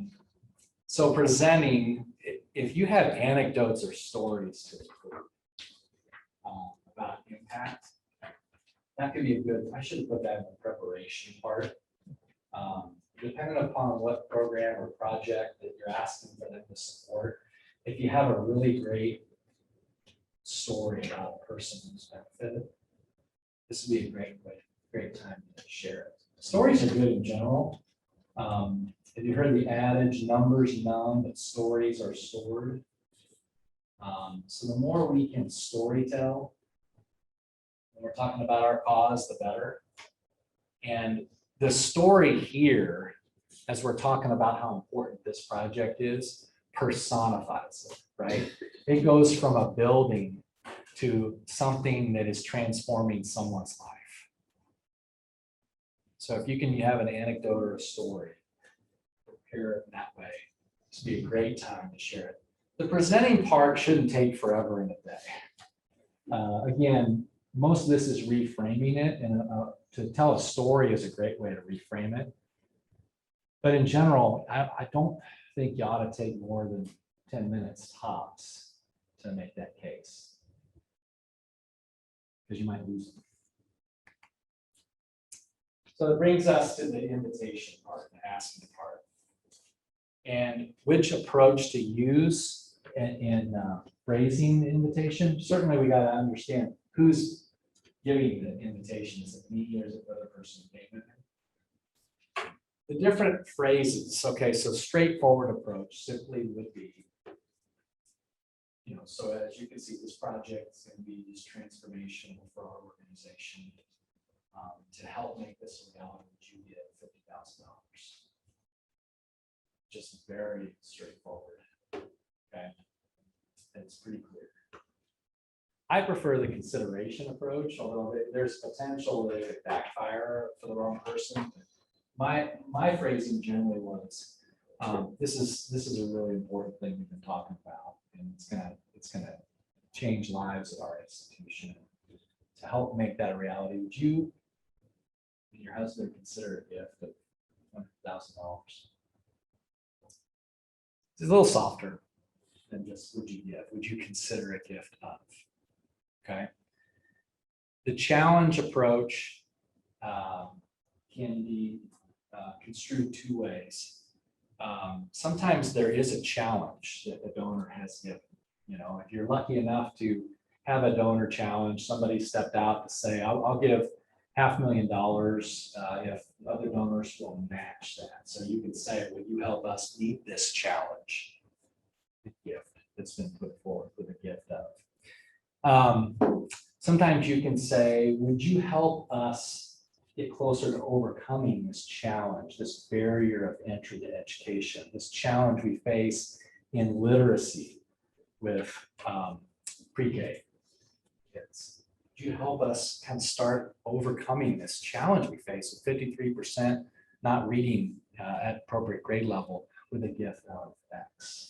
So presenting it as you're a part of helping us meet this challenge or overcome this challenge. The collaborative approach would be something better suited for a volunteer.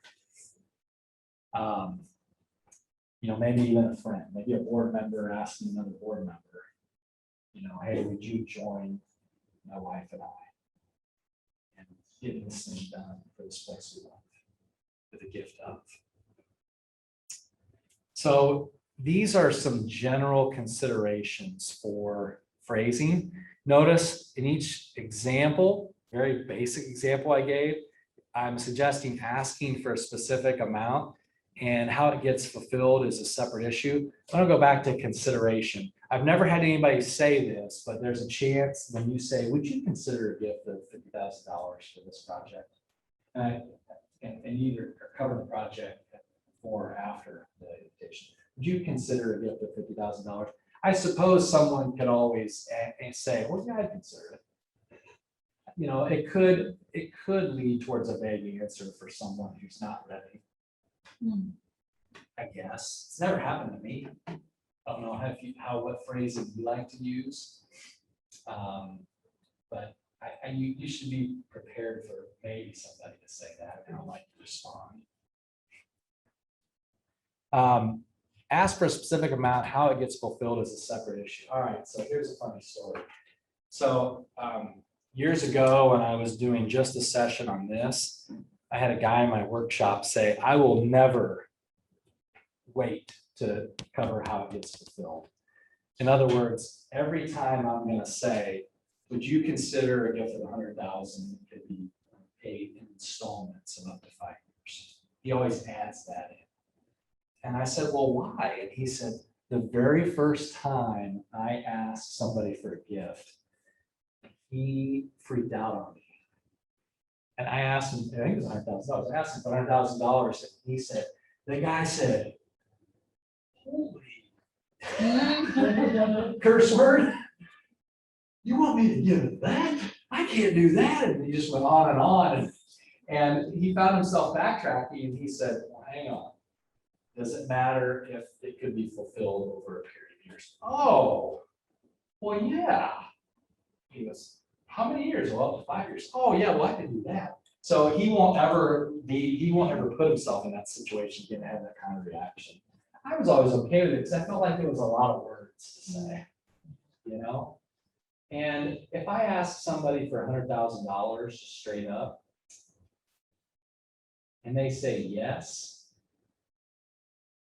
we still haven't talked about fulfillment. And they may be in the mindset that they're going to fulfill with one payment, which is better for our organization anyways, right? The cash flow comes in sooner. In other words, I don't want to predispose them to 5 years, 3 years, or whatever it is. We can talk about that separate. We can get into that once they're there, but that's a gift I could give. But that's going to be your personal preference. Well, it seems like you, along with other words out there, feels more transactional to me. Yeah. At that point Yeah. Than it does Right. about the actual relationship and project. Sounds more and more rich. It does. Right. Right. Yeah. So again, there's nuance to this and there's personal preference. And this particular major gift officer, Sorry. he was scarred. He was scarred, and the reaction that this brash guy had to the very first gift invitation extended, he said, I'll never go there again. So I respect that. It gets down to what your personal preference is. Any different ways that you phrase it? Again, we're talking about phrasing here. In this moment, again, this could be so an afterthought. You're just finalizing it. You're just finally confirming, where you've been heading all along. But it's important that we're not tripping over our words in this moment, and then we're very clear. All right, so you might have objections. I'm going to present a bunch of them, but I'm going to suggest too that these objections, a lot of them can be headed off in the past and proper cultivation. So when people object, the first thing we want to do is just confirm the objection. Yeah, I totally get that you have that question. You might say, others have asked that same thing, or I can appreciate that. We like to say objections are really just questions waiting to be answered. It's information that they're missing. And like I said, you may have already covered it and you won't have objections. If you're worried about objections, there's 5 reasons not to worry. They show interest. If somebody objects, they're doing it from a point of passion. They care about your institution in some way. You got to this point. They're not just saying, are you crazy? they're better than questions because questions can be vague. When somebody objects, we know specifically what the barrier is, right? And we can maybe work to answer the missing information. It is job security because if everybody just immediately said yes to anything we asked for, no, we wouldn't be, right? That's right. It is job security. And we don't have to answer all objections necessarily. Some objections could be just veiled in baggage that hasn't yet been let out. Have you ever gotten into meetings with donors where they get into historical stories about things they've been wronged by? It happens a lot with college fundraising, by the way. And sometimes you just gotta let them in the trash, let out the baggage. Hopefully that you've done that before they've gotten to this point, but some of it could just be vented. Maybe there's something that just came up that is out of our control. It was a decision that was made by your institution, a strategic decision. You don't have to necessarily answer, but you might have to probe to say, is this objection enough for you to think about not giving this?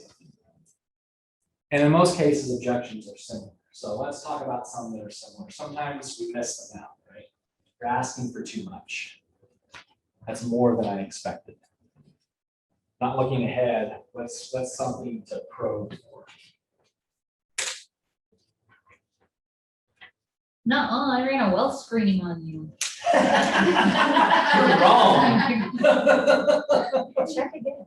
I ran your license plate. That's right. I've stalked you quite thoroughly. I know that. So one thing to double check on is this example that I was given, by the person who had the freak out guy, right? It's like, this is the time to help make sure they understand that this could be paid in installments. Would it help if you knew that this is a gift that could be paid over multiple years? You could say the amount is ultimately up to you. It would help if you would be more feasible give you 5 years. That's the first thing I would probe for sure. Ultimately, if they're like, yeah, that's still too much, then you go back to, hey, the amount that you are prepared to give in support of this campaign is ultimately up to you. I thought that it might be at this level based on our conversation. I may have missed that. Is there an amount that's more comfortable for you? So you might have to negotiate it. My CEO always says, you can never insult someone by asking for too much. I totally agree. Because they'll go, oh. Totally agree. You thought I could give you that much money? I totally agree. I say it all the time when people ask that You can question. insult somebody that if you ask for too little. People ask that question all the time. If I got them down to a range, but I don't know what number to ask, ask the high side. Because for some people, especially ego-driven people, if you ask too low, they're going to think that you thought less of them, right? Yeah. Most people are going to be very flattered if you overestimated the amount. What if they say I need to talk to my spouse, my advisor? We kind of talked about this a little bit. So Jerry Panis, the late great Jerry Panis. Have you read Jerry Panis's book, Asking? Read it. It's called Asking. It's about like this. It's a very thin book. I can remember when I was at the Fed, the president of the Federal Reserve Bank of Dallas came and talked at the leadership conference, and his talk was like 5 minutes, and he said, the best leadership advice I could give you is read the thin books. Because they're all saying the same thing, the thin ones you can work through faster. And Jerry writes like that. And so he has a great book about asking that quite honestly is very good for board members too. If board members are going to be involved in asking. It really summarizes all of what we're talking about here. But he proposes in responding to objections, the feel, felt, found process. When somebody says, I need to talk to my spouse, you can say, I know how to feel. I've been faced with some big decisions. I have always felt more comfortable if I take the time to talk to my advisor, to talk to my spouse. And I found that once I do, it always makes me more confident and more ready to make the statement. So please take all the time that you need. And back to trying to get a follow-up time. Could we get back together in 2 weeks? Could I call you next Friday to check in to see how you're doing and thinking about it? So have an action step that goes with the feel, felt, found approach. All right, I'm paying off one or more pledges right now. It's gonna happen. You're talking to philanthropic people, right? And campaigns are happening all around us. So what happens when somebody asks this? And I realize I should not have put the answers in here because I don't get a chance to engage in conversation. This is where you turn an objection into an objective. This is timing. I'm paying off one or more pledges. Like, okay, so it sounds like this is a timing issue. You can say that. Sounds like this is something you're interested in doing, but we just need to find the right time. Are you aware that we can change the time frame in which you make your gift or you make the first installment of your gift? As long as it's paid or starts to be paid within our campaign time period, we can do this according to our campaign policy. Yeah. That's exactly right. Yeah, we want to work with you so that you can make the biggest gifts that you can make, and make the biggest impact in your philanthropy to others and to us. And so when we talk about timing, maybe starting the pledge payment or scheduling to pay later in the campaign. So this is most of the time the timing issue. How about somebody that says, I've made my gift already? It's the annual fund. We talked about this. Bless you. Bless you. Bless you. Bless you. We appreciate that, and Yeah. we support, here's what that does. Yeah. For this. That's right. That's essentially it. Praising, thanking, that's great. This is, we want, this is such an important gift. It's the first gift that we hope everybody considers. This campaign is really about our future. And some special things we're working on above and beyond annual fund support. And that's what we came here to talk to you about today. Would you consider this gift above and beyond your annual fund gift? So kind of coming back to it, reframing, awesome. We're here to talk about this project. What do you think? Something above and beyond the annual fund. Quite honestly, again, I'll go back to it. If that's truly all they can do, and we kind of misunderstood that at this point, I don't think you will misunderstand that at that point. But if we did, I'll take the annual fund gift every day of the week and just suggest that, maybe there's an opportunity to do something above and beyond that kind of time. Might get back to timing with this too. Is the timing bad here? Because it seemed like you were really interested in this project. How about ask is preempted with a small check? It's already, they've come to the meeting with a gift. Maybe it's in an envelope. You don't know. So before you even get a chance to ask for the gift, they're preempting it with presumably a smaller gift. How do you handle that situation? Quinn Studer told me not to take it. Told no, thank you.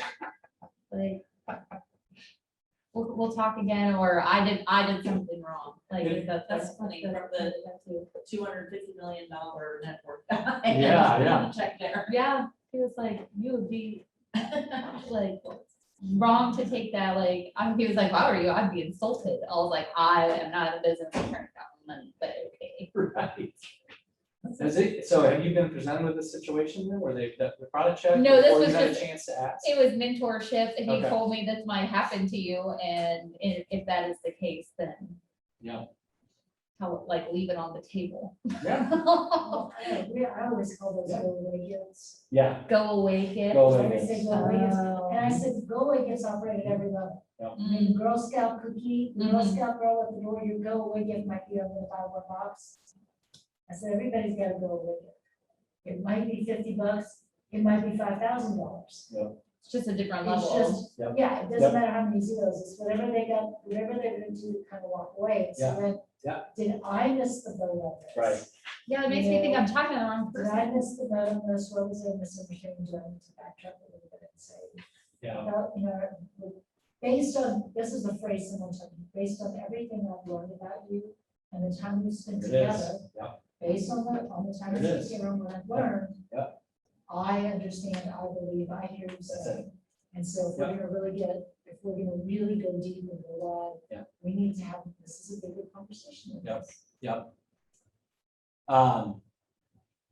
that wording in there somewhere. I don't know that, and I don't know where that comes from. Is that So- me? It might be Bruce Berger. I'm not sure. So It seems somebody else. we had a really interesting response to this from somebody in a previous workshop that had been in this situation. And here's how he responded.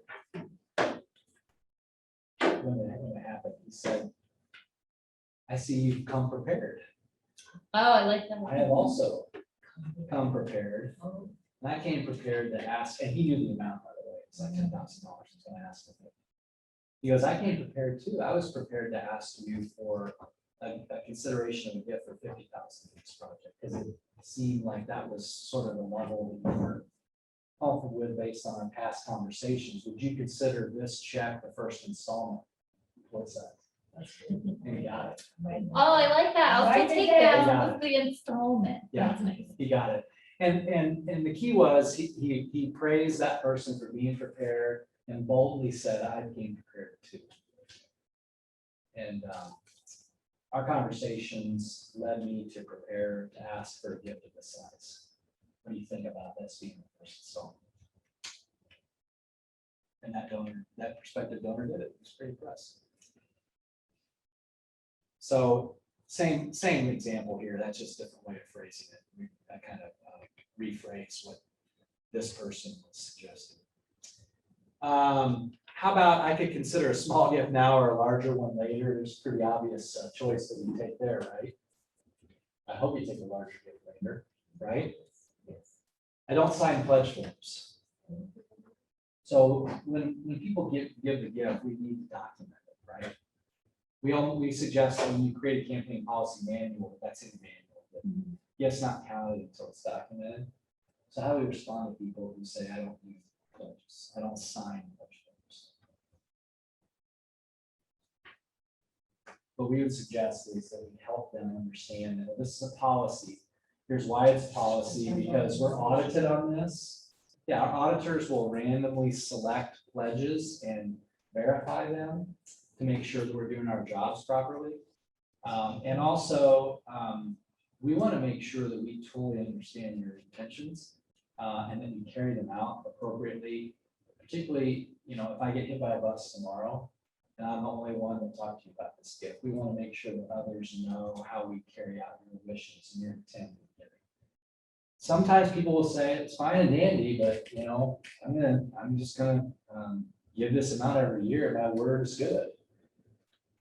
Then what I would do is I would send a letter to that person summarizing that, saying this is what I understand your commitment to be, just to make sure that it's documented, and then put that in the file, put that in your database. Auditors will accept that as documentation if the donor won't take the pledge, if they don't want to do it verbally. Prospect imposes a brief time limit on the meeting. Well, we're getting that up front, right? We're asking how much time do we have? Is this still the amount of time? So obviously we need to cut to the chase of why we're there. We need to speed up the time frame for inviting a gift.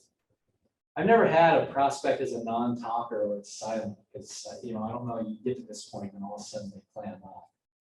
Has anybody else had that example where all of a sudden we're having a hard time getting somebody to talk?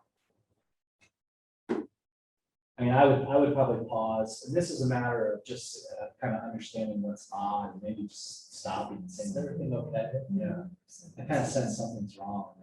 There's something on your mind, kind of prompt them to talk about it.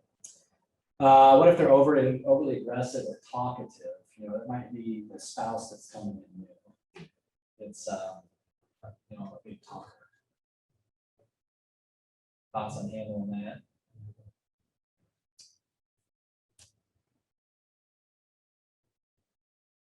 I mean, in your preparation, you should be prepared to step in and redirect if this should happen, especially if someone new is coming in and you don't know. And so you might have to step in and gently say, hey, I promise you this will be an hour meeting.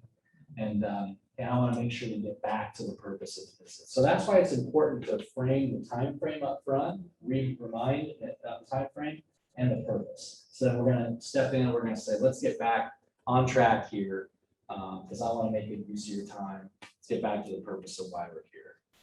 lack of coordination amongst those station teams should not happen if you're properly prepared.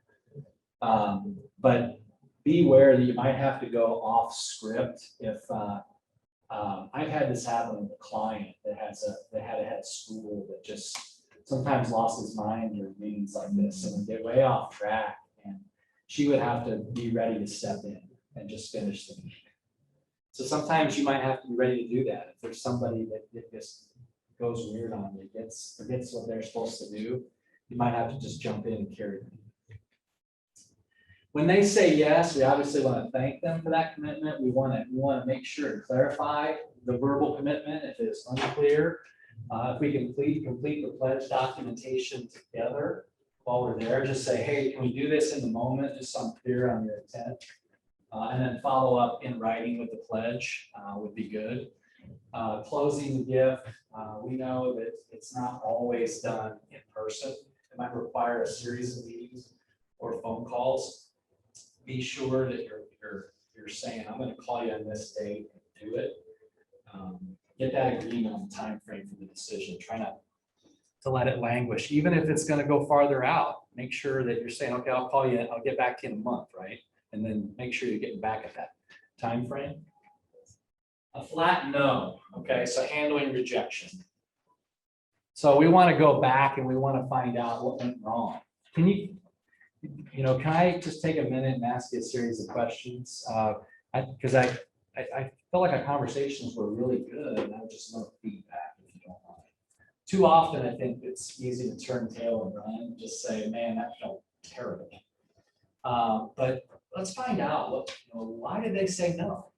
Hey, it seemed like this was a project that this campaign was something of interest to you, and this project seemed like that you were most interested in that, in helping with that. Did I get that right?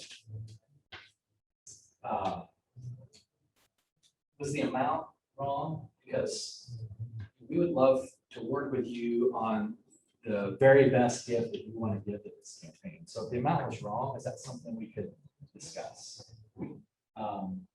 If they said no and nothing else, we don't know. Maybe it's a timing issue. Is this a timing issue? Do you have other commitments in place? If it's yes, we know which route to go for sure. I don't like what would it take to consider it. I don't know why that's in there. That sounds like a used car salesman. What would it take for you to get you into this car today? I don't like that. Hey, was there somebody else that you would have liked to have heard from in this process? Did somebody, would there be, if we brought some other people to the table, talk about this project, would it help? You're kind of saying, did we bungle this part? So in some form or fashion, before you say thanks for your consideration, try to dig into it. These are just examples of questions you can ask to dig into it. They might say, upon further thought, I'm going to do this as a legacy gift in my estate plan. And so we might have to restructure that gift commitment, and then we might have to talk with them over time about funding that during their lifetime. But if that's the route they want to go, let's talk about that. Let's talk about that estate gift. We know when they say, I'll get back to you, that we need to respond with specifics. Can I call you back next Friday, next Thursday, whatever? No commitment, but seems interested. So they're shaking their head the whole time. Those are tough. And we may need to ask some questions to understand, is there more information needed? And if so, we might have a new strategy to continue cultivation. Bottom line is that we need to do some sleuthing when they say that.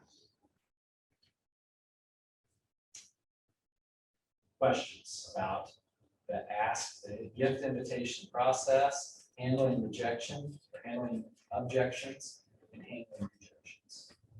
Yeah. Question. So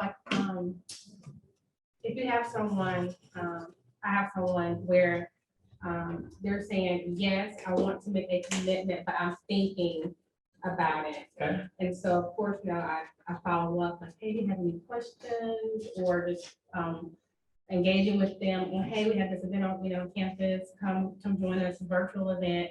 But when is, I guess it's too much to stop asking, when you get a sense that, are they just saying that I want to make a commitment, but they're not making a confirmed commitment. They're just saying, I want to support, just give me a minute, or I'm still engaged, give me a minute, or, but they're not saying no. Yeah, so in that moment, I think what they're saying is, I need more time to think about this, Right. but I think I'm interested. Is that what I'm hearing? Yeah, they're interested, but it's like, you know, you're following up, you're following it, you're following up, And but they it's can't get the still. appointment. Mhm. Yeah. They may have gotten cold feet at that point. Okay. I think the best thing you can do is give them the time that they need, but be persistent on following up. But it sounds like you're doing that, and they're still kind of holding you there. Because I don't want to come across as annoying Yeah. or like. Yeah. You know, Yeah. or just being too much. And so, They're not saying no. they're not saying no, but they're saying, yes, I just don't know Yeah. what I want to do. Yeah. At this moment. Yeah. Or allow me to talk it over with someone, so then I present, oh, you know, Yeah. can we set up a meeting, you know, with our president or our board chair? Yeah. I was like, no, we want to do it, but just get, you know, give me another week, follow up with me another week, and then Okay. another week goes by, but. You know, it's funny, I have a client that's dealing with the same thing with a board member. It just keeps pushing off and pushing off. And all I know to do is just, they're asking, they're telling you, I'm interested, and they're telling you, yeah, it's okay to follow up, and I think I would keep doing that. Okay. Here's. Now, you're probing too, by the way, which is good. You're saying, is there somebody else I could bring, could I bring more information? Keep asking those questions. Says, I wish, I need to write down who gets credit for all these, like I have this lexicon in my Yeah, brain. yeah. This is another one that someone else taught me is, whether you can't get the meeting or you can't get the answer. This is so important to me. Yeah. And so important to my organization that we're prepared to wait for the right time. I understand maybe we need more time, maybe this is so important to our college, this is so important to the Y, and it's personally really important to me that this be right for you. I'm willing to be patient to wait. Yeah. And I've done that with people like, oh, my calendar is really busy. Yeah. For the next week or 2 weeks, I'm like, this is so important. How far do we have to go? It's so important to me. I'm willing to wait till we have time. 3 months from now, great. Let's put it on the calendar. Yeah, and it's, you're getting at the timing issue, and that was the other route I was gonna go. Have you cleared up with them? And you asked just very straightforward, is this a timing issue for you? Because we could structure a pledge to start later. That'd be helpful. And maybe that's all they need. Maybe they've been delaying it Okay. because they're thinking, as soon as I commit, I've got to give the gift. Maybe they don't understand that they can commit to it now, and we can set up a payment schedule, if you will, an installment schedule that matches their time frame. So maybe that's all that will unlock action for them. I give them an option, this is for a naming rights campaign they were doing. Okay. So, the pitch is that, you know, we can, set, this commitment up, into, 3 to 5 installments. Yep. But it's like, oh, well, let me talk to someone else. They're aware of that then. They're aware of that, Okay. I'm But willing the key thing would be, are they aware that the first payment could be delayed? No, to and match so, their and so this, timeframe? and this is new, to me, like, I've never set anything like this up before. Yeah. And so, I'm learning as I'm going along in this process Yeah. on different things to do or what not to do, so. Now, before I get you in trouble with your organization, make sure they're okay with delayed they are. starts to pledge. Okay. payments. You know, sometimes people will say, we need cash now. And that's the thing, because this money is for equipment for Yeah. these new facilities, Yeah. so I convinced them, like, allow us to, for the large gifts, to do installments. But for like the smaller gifts, like, we need the money up front now for this equipment. Were you the person that started this? Well, Who identified them or how did they come? they contacted us, so we did a I'm just call. wondering if there's somebody else. Right. Is this a time to tag team with a board member or another donor Right. or a? It's a corporate partner, and so we did a call to action meeting. And so, the company's on the call and they reached out and said, hey, we did the pitch over Zoom and said, hey, we want to support. I said, "Oh, okay, great." But it's been like, what, 5 months now? And it's just, My other question I always ask is, who can this person not say no to? Like, to Totally. get an answer, to move Totally. forward. Maybe they can say no to me or not now. Or as Right. Jack Johnson says, maybe pretty much always means no. So Yeah. anytime, maybe. Yeah. And whatever, but there's someone that they're gonna give an answer to. Yeah, that's a good thought. the only person I can think of, I mean, it's our president, it's our, So Attempted what's to your schedule a drop, yeah, meeting. what's your drop dead time where he makes the call? But just to move it along. yeah. If you're trying to, I mean, at some point you wanna know, is this really real, or should I put this energy in this number? I guess I fear sometimes too, maybe you guys can help me with this, is stepping on toes. So if Oh, I'm the not VP, doing that. if the VP I of step on whole HR bodies. is saying that, and so it's just like I'm communicating with your advancement person, and then my fear is that if I get the president involved, and then he calls the CEO, and then the CEO calls back in that VP of HR, so well, I'm already talking to her, or I've already communicated that with her. And so that's my fear sometimes is stepping on toes, or making people feel that, you know, we've already had this discussion, why did you go take it to the next level? Why did you escalate it? Yeah. Some people call it stepping on this, I'll just bravery. When do you, like, in this situation, I think this is a really great conversation. When do you say to yourself, I'm becoming a pest and I need to leave people alone? Or if that's again, he'll say 14 months. right? That's just a good meeting, I don't yeah. want people to run when Right. I'm at a community event, Yeah. where I'm building. You know, no eye contact, and get right, you know, I mean, I don't want that for my organization, and No. I've been very careful. There are some fundraisers in this town who. Oh, I know there who are, want that one. I know there are. You know, in this instance, I still would want closure, you know? I And so I would probably be apt to be very clear in this, like, just say, hey, you know, I know that this is something very interesting, but you know, it appears to me, would you agree that there's a timing issue here, that the timing's not right? And is this something that you might need? Would it help get different later installments to be able to start paying? Or is this something we need to put off for 6 months and come back to? So if you think it's the point where this is getting ridiculous, then I would try to get some closure and see if maybe a longer period of sitting down and then coming back would help, right? Otherwise, you're following up whenever they're queuing to follow until you gotta make that call. Does that make sense? Yeah. So I would first help them understand that they get the timing, that they get delay their start paying. Just make that And if that doesn't matter, then just say, it seems like you might need more time to think about this. Is that right? You think maybe just taking the next 3 months, next 6 months, and then Right. rethinking this? Yeah, let me check it back with you in the summer, I don't know, whatever the time frame is. That's right. Yeah. Yeah. But I would do that rather than just sort of not following up, right?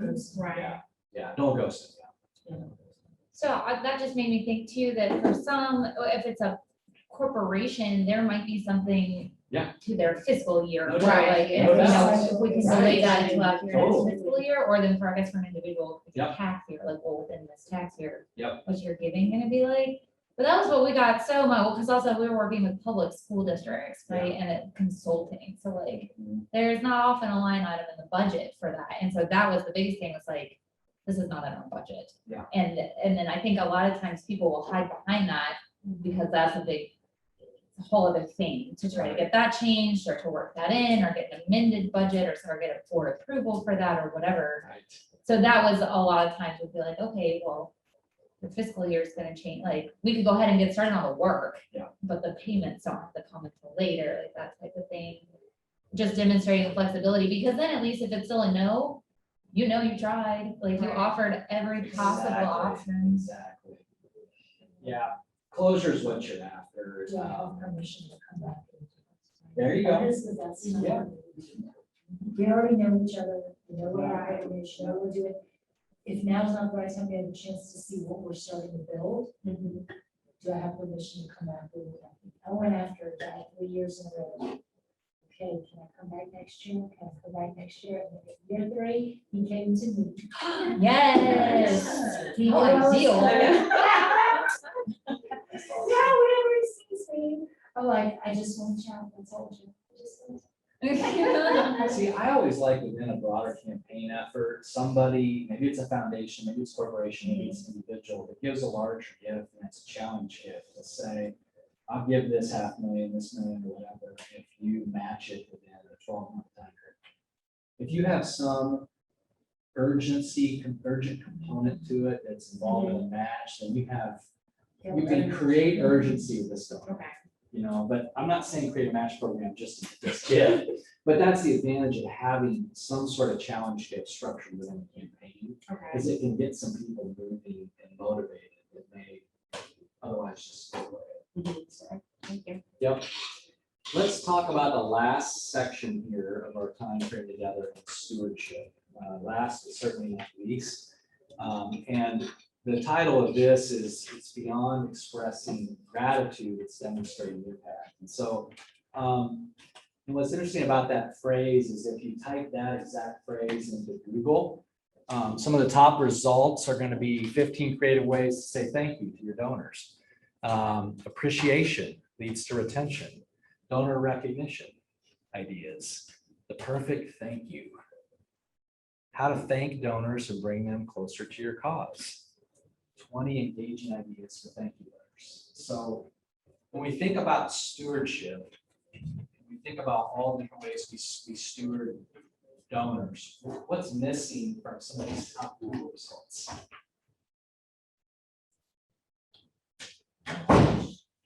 What are the outcomes? Yeah, what happened? What happened with the money you gave us?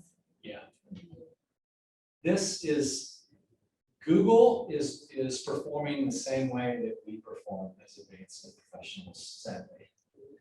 Because, and I say this with conviction because when we do campaign readiness studies with clients, I see this with clients, and we do campaign readiness studies with their donors, and we ask them about their stewardship process. People start talking about thank you letters and giving societies and recognitions, and they list all these things. Oh, we're doing all these things, great. But no one ever talks about how we communicate impact on an ongoing basis. So what's missing, when we asked Google about it, if you would ask most advancement shops about it, is we're not nearly as much focused on communicating the impact of gifts. We're great about thanking people with a thank you letter quickly within 48 to 72 hours. We're generally very good about recognition. You know, there'll be an honor roll donors list that's put out at the end of the year. There's giving clubs and giving societies. There's things that we offer tangibly, but it's the impact that's missing. And these reports, there's the study of high net worth philanthropy by US Trust. There's a Fidelity charitable one coming called Overcoming Barriers to Giving. There's the birth donor survey that I told you that I get a lot of good information from. There's even a millennial impact report. All these reports and then some are pointing to the fact that this is what we're missing. And so some examples from this Fidelity charitable report. Amazingly, for these donors that were surveyed, 64% said they want to give more. Like, what's going on here? I wish I could donate. I wish I could donate more to the causes I care about. Like, that blew my mind when I read that. I'm like, why aren't they? I mean, that makes no sense. And so why wouldn't donors, that follow-up question is asked, why won't donors give more? And there was concerns that donors brought up with the giving process. And 81% of them responded that not enough transparency. And I don't understand how my gifts make it. 8 out of 10 said that. Now, personal finances. I wish I could give more. I just don't have it. That's to be expected, right? Navigating the relationship. So for 75% of the donors, that they're either saying they don't have a relationship or they don't feel good about the relationship they have. So that's on us. Personally organizing and tracking charitable giving. But number one is not understanding impact, okay? So not understanding impact, that was dug into a little bit more. What percentage of donors would be influenced to give more if a question about this area were addressed? Okay, so 65% of donors said, I would give more if I had greater insight into the impact of that. And it's obvious that they're screaming, I give, and I don't hear from them other than they're thankful. So I talked about the importance of high net worth philanthropy. So among the high net worth donors, 90% gave versus 50% of the US population. And this was a couple years ago. The average gift from a high net worth donor was nearly 30,000, general population to 2,500. And high net worth donors give to an average of 7 different places, okay? So, what they're saying in this report is very important for us to pay attention to. It's not to say that all donors aren't important, but the high net worth donors, from a numbers perspective, certainly move the needle with philanthropy. So in following up with them, to understand the ramifications of giving not having the impact that was intended, this is sad. Is charitable giving having the impact that you intended it to have? And 42% said yes, that's not bad. But 54%, these are people giving large gifts, right? They kind of stand out among our honor roll of donors. 54% don't know the impact of their giving. I feel like that is nearly inexcusable. It's a sad state of affairs as it relates to stewarding these important gifts. It's kind of essentially saying we're accepting the gift, we're thanking them, we're throwing a party, and then we're getting on with our business. And we forget about them pretty quickly. So regardless of wealth level, this is an issue. So for donors who have a total wealth of under $1 million, 57%, thankfully, we seem to be doing a little bit better about the don't know category, at least when we talk about people who have a net worth of 5 million or more, at least only 46% of them don't know the impact that they're giving, but that's still way too much. So this kind of cuts across the spectrum too. It's not just with the wealth. So when they're searching for impact, you might say, well, where can we make a difference? How can we show greater impact of our giving?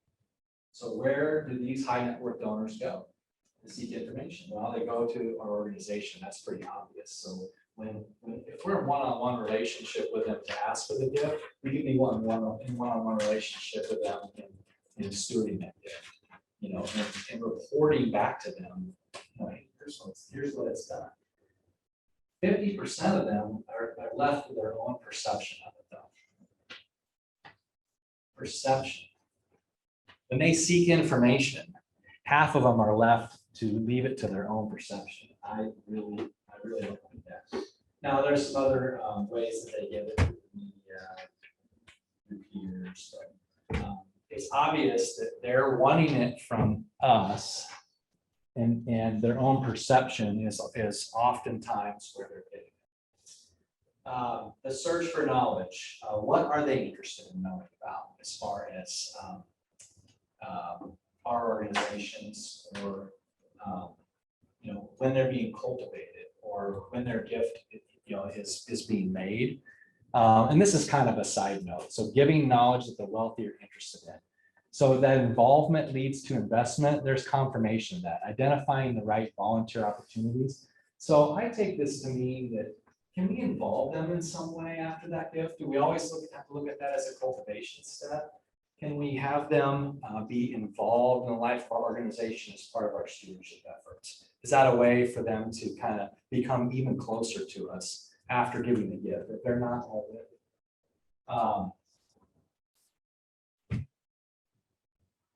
Developing a strategic giving plan. So we were talking earlier, right there. If we're talking to them holistically about their giving, we're really understanding their beliefs and how they want to affect change through philanthropy. We're almost becoming like their charitable giving advisor, right? Isn't that a great place to be? Absolutely. And I think what this is saying is that they want to develop that. They may not know how to develop that. They may not know they need to develop that. And we were talking earlier that the more we frame it as being a part of your charitable giving plan, what we're underscoring is that we assume you have a plan. And what we're planting the seed of is them thinking, oh, I got to create a plan. They keep talking about a charitable giving plan. I guess others have that. So we're encouraging them to be even more strategic. And I think that's going to be good for our institution. And I'd love to be in every instance their charitable giving advisor. Challenges to decision making, to charitable decision making. Monitoring giving for intended impact. So I just keep talking about it. I'm just throwing different numbers at you at this point. But there's some other challenges to giving, certainly understanding how much I can afford to give. That gets back to having an intentional plan too, by the way. But here's this monitoring giving for intended impact. Can't we help with that? Do they need to monitor it? So I just end with some simple ideas of how we can do it better. We certainly cannot overlook this. So I didn't want to leave this out. This is basic stuff here. If we're not doing the written acknowledgements and thank yous on a timely basis, if we're not thinking about segmenting the communications based on the donor, what level can we take that acknowledgement to a higher level? Through a handwritten note, through a phone call, through a personal visit to thank for gifts. If we're not doing any of that, we got to start there. What they have said when they're looking for information is, some of it they're sleuthing our 24/7 storefront. And what I'm always surprised by is that why don't we have an impact area of our website? Why don't we have a part that says this is what gifts have done to influence and transform our mission? I don't think anybody really has that part on their website. And clearly labeling that as a donor impact information, something to that effect. I mean, this is a resource that's free and that we own, and that in the giving pages, we have a lot of information about ways to give and ways to for them to give that gift and giving pages and such, but never do we talk about impact stuff. Sometimes we have stories that we put in magazines. Sometimes we have stories about what one donor has done, but do we have a summary of what the last campaign did or continues to do? Do we have, for our annual gifts, do we have a summary of what it helped us do for that year? Do we mail out any impact reports about collective giving in that way? So put information on the website. Here's the data, again, from the High Net Worth Philanthropy Report. How often charitable decisions are made based on specific needs. And so if we're looking at the motivation for giving, or we want to cover like what things do we want to cover as far as impact goes, beliefs that gifts can make a difference. And so how can we show in action gifts that are making a difference through stories, through summaries? Share tangible examples on an ongoing basis. This is part of your one-on-one donor development. When I talk about being intentionally in a celebration phase, it may not mean that we're intentionally in a celebration phase all at the same time. We may be in the middle of a campaign, we've already gotten a gift commitment from somebody, and we need to start thinking about tangible ways that we can begin showing their gift and the impact of their gift. These are just some simple ideas, it's taking a snapshot, taking a quick video of something happening in the moment, saying, hey, check this out, this is happening because of you. Simple little things that happen on a daily basis where you are, and thinking about them every so often, it helps them to see that gift in action for sure. We can tell stories about the impact of their gift in many different ways. So I don't know, is there creative things that you have done to help them feel the love their gifts to show them tangibly the impact that their gift has made. These are just examples, but the more we can tangibly share that with them in the moment, the better off. Does that prompt any ideas? During COVID, I received the scholarships here at the foundation. Yeah. And during COVID, we were doing Zoom meetings with the scholarship donor and the Yeah. recipients. And those were nice because it was so much more intimate than some of the bigger events that we had been having pre-COVID. And that was just a unique experience that will probably continue Good. into the future. Those are great. Those are great traditional events. I'm assuming that you're bringing the donor and the recipients together. Yeah, usually for like an award ceremony or a luncheon. Yeah. So we switched it to Zoom. Yeah. Mhm. Great. Yeah, you're humanizing their gift, right? You're personifying their gift through the person who's receiving it. That's tangible.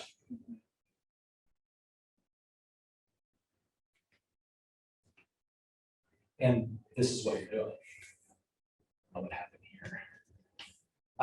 The more we can get them into experiences, just like that scholarship lunch.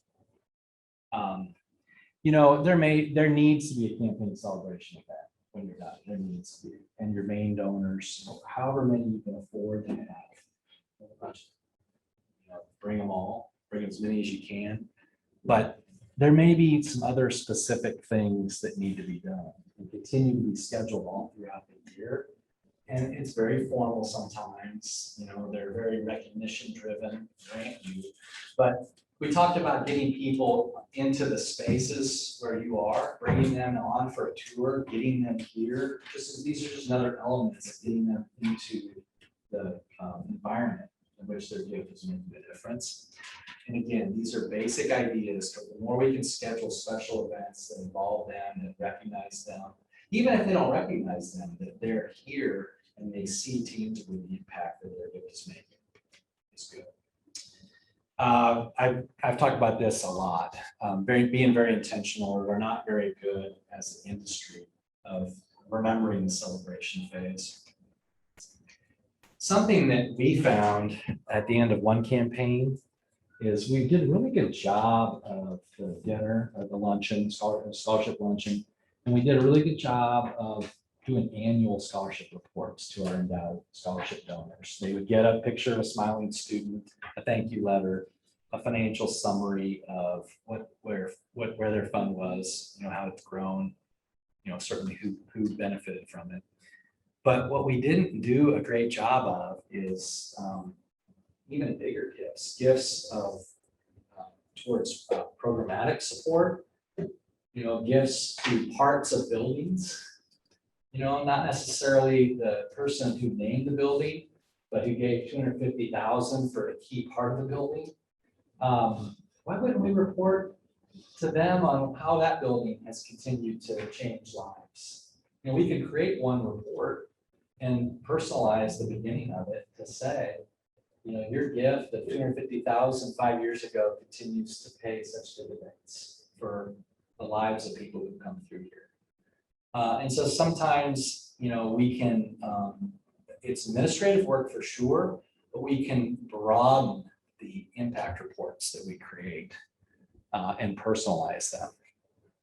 Certainly, I hope you're not moving away from the annual report. There seemed to be a trend, and you know what I'm talking about, the report at the end of the year of the donors who gave and their general stories of how gifts made a difference. The people have been moving away from that or turning that to a digital only piece because of budget concerns, and I understand that. But the more we can not move away from that, the more we can keep it in print and share that with as many people as we can afford to share it with, you know, that's an annual report of the impact that philanthropy has made. And a lot of times that's a great take along when you're meeting somebody for the first time, because there's great stories of how philanthropy made a difference. I talked about giving society gatherings. You ought to have a plan giving folks gather annually. And hopefully at the same event, your annual leadership donors, if you can get them together to recognize them, to give an update, to celebrate what they're doing, it mutually reinforces things, right? That the annual person that's given $1,000 a year, but hasn't made that lifetime commitment to an estate plan. They're seeing others that have done that, and it's planting a seed for that action and vice versa. And have a plan. I find that there's not a whole lot of written plans that go through all of these elements. Here's what we need to do from an experience standpoint. Here's what we need to do from a reporting standpoint. Here's what we need to do from a storytelling standpoint. There's a lot of elements in stewardship that's just as complex, could be just as complex and just as impactful as an annual giving plan. And it starts with having a written plan. Minutes past our stop time. And I want to see if there are questions that you have that we can wrap up with. Certainly, if you're willing to stick around afterwards if there's specific questions that you have. But I know it's the end of a long day. And I'm just so grateful for your participation, your good questions, and you took time out to work through what's quite a bit of content here. Any final questions or discussions that you might have related to any of the information? When are you coming back for the annual fund? I'd love to. I'd love to. Yeah, I usually do an annual fund workshop, alumni engagement workshop, and then asking for the gift workshop as part of our Gonser Gerber Institute offerings. So I'm happy to find time to come back if you'll have me. Got it. I guess to that point, like if we're at kind of, well, I'm the new leader, so getting the annual Yep. up and running is probably Yeah. priority number one versus, If it's not up and running, I would say that's or like taking it, I guess, so that time and energy there first before we're ready for something like this. Yeah. First and foremost would be to have an annual giving plan that includes multiple elements, direct mail invitation, phone invitations, in person, event-based. Giving day, even as a possibility. Boy, giving days have become bigger and bigger elements of annual giving plans. We're doing a webinar recently just on giving days. They've really taken off. And there's a right timing to do it. Fund plan. Yeah. But that's what I would say. If you're starting fund development, kind of some formality in your fund development, and you don't have a solid annual fund gift invitation plan, I would start there. Yeah. Because major gift fundraising is going to develop from. From your experience, are people now just using like that, the giving day as the annual fund? No. Okay, it's just that. Maybe some people Kickoff. are. I wouldn't advise that, and I also would advise it as the kickoff. We like it as the finish. Finish. Yeah, so if your fiscal year runs July to June, we suggest that you have it in last quarter of that year. Okay. Because if you have it at the beginning, some of the donors that you're expecting larger gifts from, they're giving They'll $1,000. give, okay. They're just gonna give whatever they feel that day, and they're not getting like a segmented direct mail piece, a personal visit, Okay. a phone call saying that you get again at that level. So we espouse more traditional methods the first half of the year. And if you have giving day, the second part of the year, we find there's a lot of second gifts, so they don't feel over solicited, right? Okay. Because it's an experience, like, everybody's coming to give on that day. We did ours the first time last year. Yeah. Last year, The 20, did our first giving day. okay, what time of year did you do it? It was the last Friday of October. Okay, And so we're gonna continue Okay. that thing for the last Friday in October. Okay. But we don't have an annual gift plan. The gift is just more so soliciting for scholarship Mhm. support. Yep. But we just had our board meeting on Tuesday, I think we just have to wrap up. We need operational, funds coming in because we're depleting unrestricted funds. Mhm. And so, the giving day was going to sort of be like, a major ask, a major push, Mhm. but I'm thankful and grateful, for your, although this is a major gift, but tying in the annual piece one too, and just getting that ball rolling more and making more personal asks and getting the Yes. board involved Yes. in the process, but that's not what's happening right now. If there's any chance, you may not have control of this, or there's any chance you can move that giving days in the spring. It Spring gives you giving. more time to get the personal asks done in the fall, you know, to ask people to give those $500, $1,000, $2,000, whatever those gifts are. Okay. You know, in different ways. You know, sometimes you can do it via mail, sometimes you need to do it in person, but it gives you more time to get the gift amount for those individuals that you're seeking those larger gifts. To get those in, you can still have kind of a mini invitation to give on the National Giving Day if you want to. Okay. You know, I wouldn't call it giving day. I would encourage people to consider giving that day. But it gives you time to do segmented, targeted asks in the fall, and then it gives you a time for everybody to come together Okay. in the spring for a gift. It also gives you time to recruit more volunteers to be a part of Giving Day. The more volunteers you have, the more you're guaranteed participation. Thank you. When you say legacy gifts, are you talking about things that are going into an endowment? Or Yeah, could be, it could be. I think when I referred to legacy giving, I was really, I'm glad you asked that. I was really referring to a planned gift, a gift that would be left behind in a will or an estate plan. And that could be an amount that funds an endowed scholarship that lasts forever. right? So I'm glad you mentioned that. Legacy giving can be a vague term because legacy gift can be a current gift or a planned gift, right? So I was referring to it as a planned gift in that context, so. Well, so what's the end game then? You know, as a planned gift. Yeah. The end game can be an endowment, but it also can be just general operating. No doubt. It's just, Yeah. that person is making a commitment. It's Yeah, so what was the last question there? So just clarifying Yeah. that when it comes to planned giving, estate planning giving. Yeah. It's really just that person is making a commitment and notifying the organization. That's right. 90% of the time, it's a simple request. And it usually is tied, it's tied to the institution, like I want to give this gift because I believe in the institution, so the institution can do whatever they want with it, it's unrestricted estate gift. You know, and there's a lot of that happens, you know, that donors don't necessarily care. But there's a fair amount of donors that want to tie that to a legacy, like I want to name that after a loved one or name that after myself. And so I'm gonna leave behind this gift that's gonna live in perpetuity for the X endowment fund. It's gonna do this. And when you say legacy, you're meaning endowment? Endowment, yeah, okay, yeah, leave a legacy through endowment. I mean, not me, I'm just trying to. Yeah, There's a no, lot of terms involved in this. I appreciate that, yeah, no, please clarify, yes.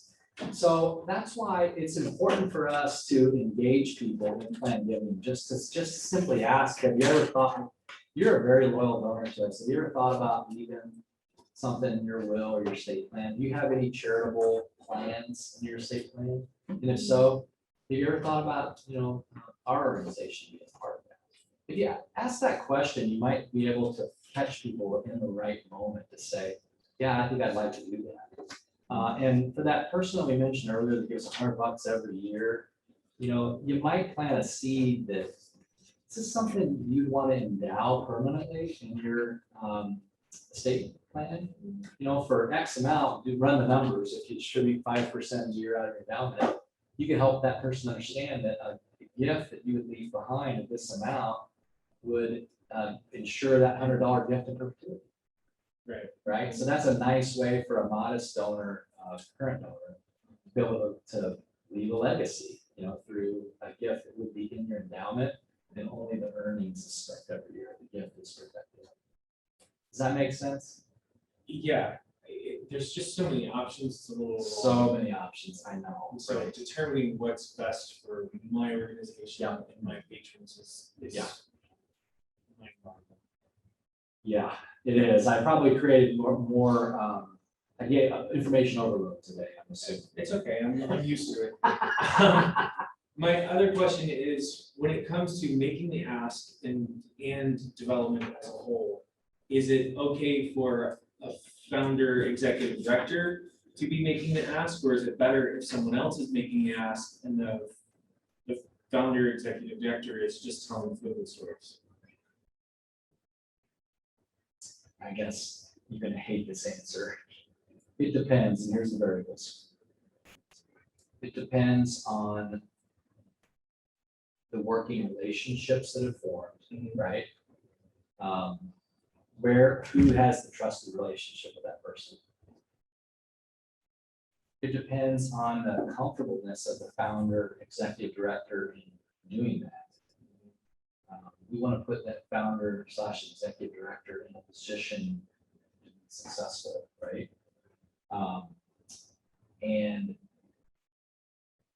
But in some occasions, it's understanding what the donor wants to.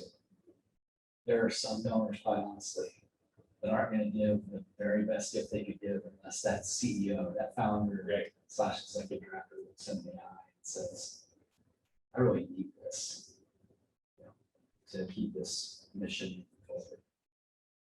I really need your support. So that gets down to the relationship too. So I can't say there's a formula to it. I can say that I've worked with leaders. I worked at a school where the dean was one that I wouldn't put in gift invitation situations very often. I put her in a situation as a subject matter expert a lot, right? But she just wasn't very inspiring or very good at inviting. So it's a lot of times just knowing, knowing your personnel and knowing your brother and knowing the right decision to make. So I hate being that big with it. It all comes back to the relationship. Nope, yeah, it's knowing the donor. I mean, ultimately, if in that situation, if I came across the donor that they had an ego such that they're not gonna look at little piddly me asking for this big gift. They want it coming from their top dog. And I gotta get that top dog in a position to be able to make that ask, right? And be as successful as possible with it. So I would work accordingly. But if I could, as a development director, doing it more often than this other person, make the gift invitation, and I would take the reins on that and put them in the position of their strength. Yeah. Yep. Question. When you're targeting individuals, let's say like for major gifts or annual giving and talking about endowments or like the legacy plan giving. Yeah. Do you just present it and then bring in like a subject matter expert, or do you advise them to go see, Thanks, everybody. their attorney or whatever? Oh, yeah, yeah. Okay. So, yeah, plan giving is a whole different thing. And plan giving is a lot about planting seeds and making sure people understand that they're asking questions about, is this something you might consider?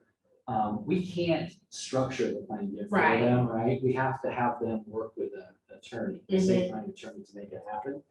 90% of the gifts are simple bequests, and so having some language, some approved language that you can give them. Okay. If they say, yeah, I'd be very interested in putting a request in my will, you could say, we've got some sample wording that you could take to your attorney, to your advisor, where you could add a what's the legal term to an addendum to a codicil? You can add a codicil with this language. And the key to the language is they've got to get the legal wording of your organization right. A lot of times that's what trips up the state gifts. That's what happened with us. We had a donor, he gave basically $200 every year. Yeah. He passed away unfortunately in 2020. Yep. And he put the college, not the foundation, down. And Yeah. so there was this battle between the foundation getting the funds, but ultimately the college. Yeah. I mean, I work for. And that took both years, of them. I'm sure. It takes So, forever to work through. Yeah. Still working through it. Oh, man, So- you know that's not what he meant. I know. Yeah.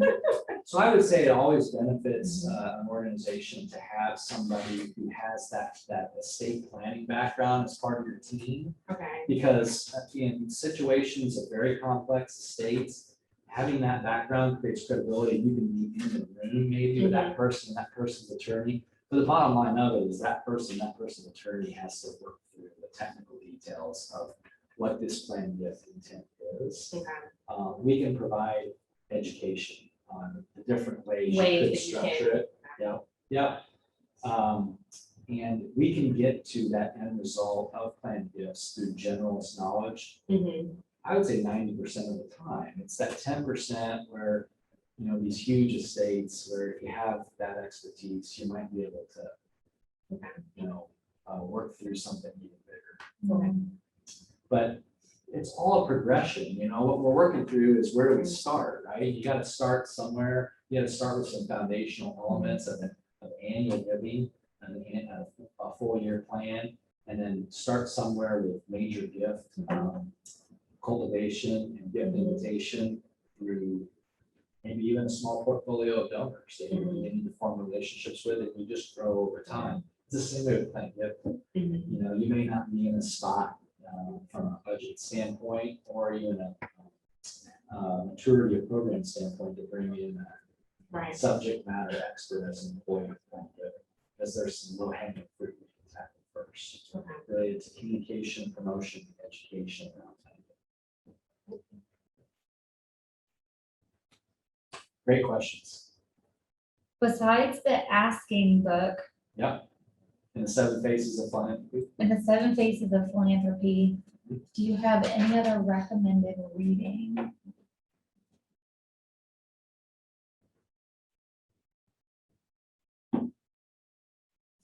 Oh, I've read other books. I start there. Start there. I know I'm forgetting something. I would tell you that any Jerry Panis book is worth reading. Okay, So Panas, Jerry passed away a couple years ago. He was a good friend of the firm. He ran his own firm. And he's an excellent man. You remember those the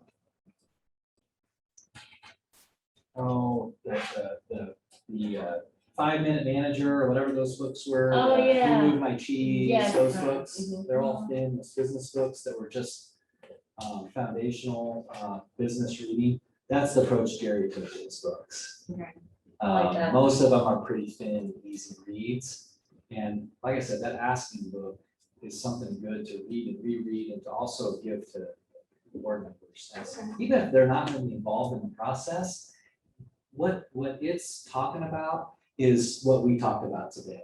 And I'm convinced that board members can come through something like this, you know, as far as professional development goes, even if they're not involved in inviting the gift, if they understand the complexities of it, but how important it is, you know, to spend a lot of time building the systems, building the plan, and being in a good working relationship with people over time, that the systems help with turnover when turnover happens, and the people, you know, make a difference in building the relationships on behalf of the institution. If they understood all that went into it, they're probably not going to make arbitrary decisions to say, by next year, we need $10 million. They're going to say, what does our pipeline look like? How are we in our working relationships to know who's ready? And how much might we be able to raise to get this done? How much time might we need to raise $10 million, right? They ask it differently Right. if they understand the process. That's true. And essentially by saying we need $10 million for this time next year, they're saying that human beings are more like ATM machines. Yeah. You know, that we just throw something out there and they're gonna give to it. It doesn't happen. So I feel for you in that challenge that you have. You know, it's not understanding what makes this work be successful. Yes. There's also an author named Gail Terry. She has. a really good Yeah, series. I've seen Gail speak before. Yeah. Yeah, I forget the name of it. She's got a pretty good book out there. Fire Up Fundraising. Fired Up Fundraising, that's it. Yep. I think a blog is titled Fire. I think she has a blog called Fire Up Fundraising. She's good. If I think of other book recommendations, I'll pass them along. You know, I don't know if you're involved in CASE at all, Council for Advancement and Support of Education. I know that's involved in education, but CASE has a lot of good professional development programs, and they have a good library of books too. Oh, nice. They're That was the first time I'd heard of it, was in your slide. Yeah. I didn't know that. Council for the Advancement and Support of Education. Their books are not cheap. They don't have like, you know, huge publishers discounts, but there's some good ones in there that you can peruse their library for 60 to 80 bucks. Grab a pretty good book. About a wide variety of topics and books. Does your Gonser Gerber have any type of valuable content like these templates that you've provided, that type of thing, downloadables?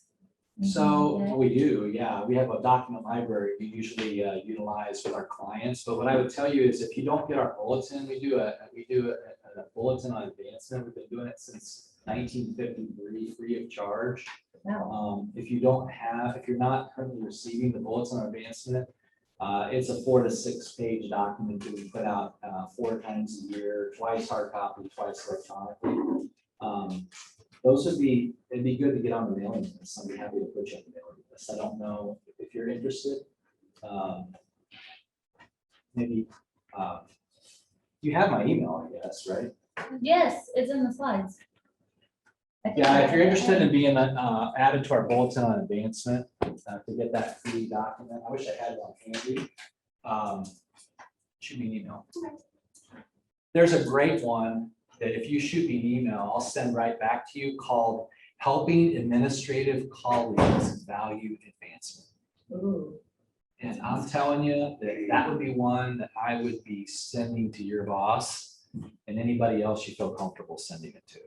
So if you shoot me an email, I'll send you that fairly recent bulletin and I'll add you to the mailing list and you'll just get it free.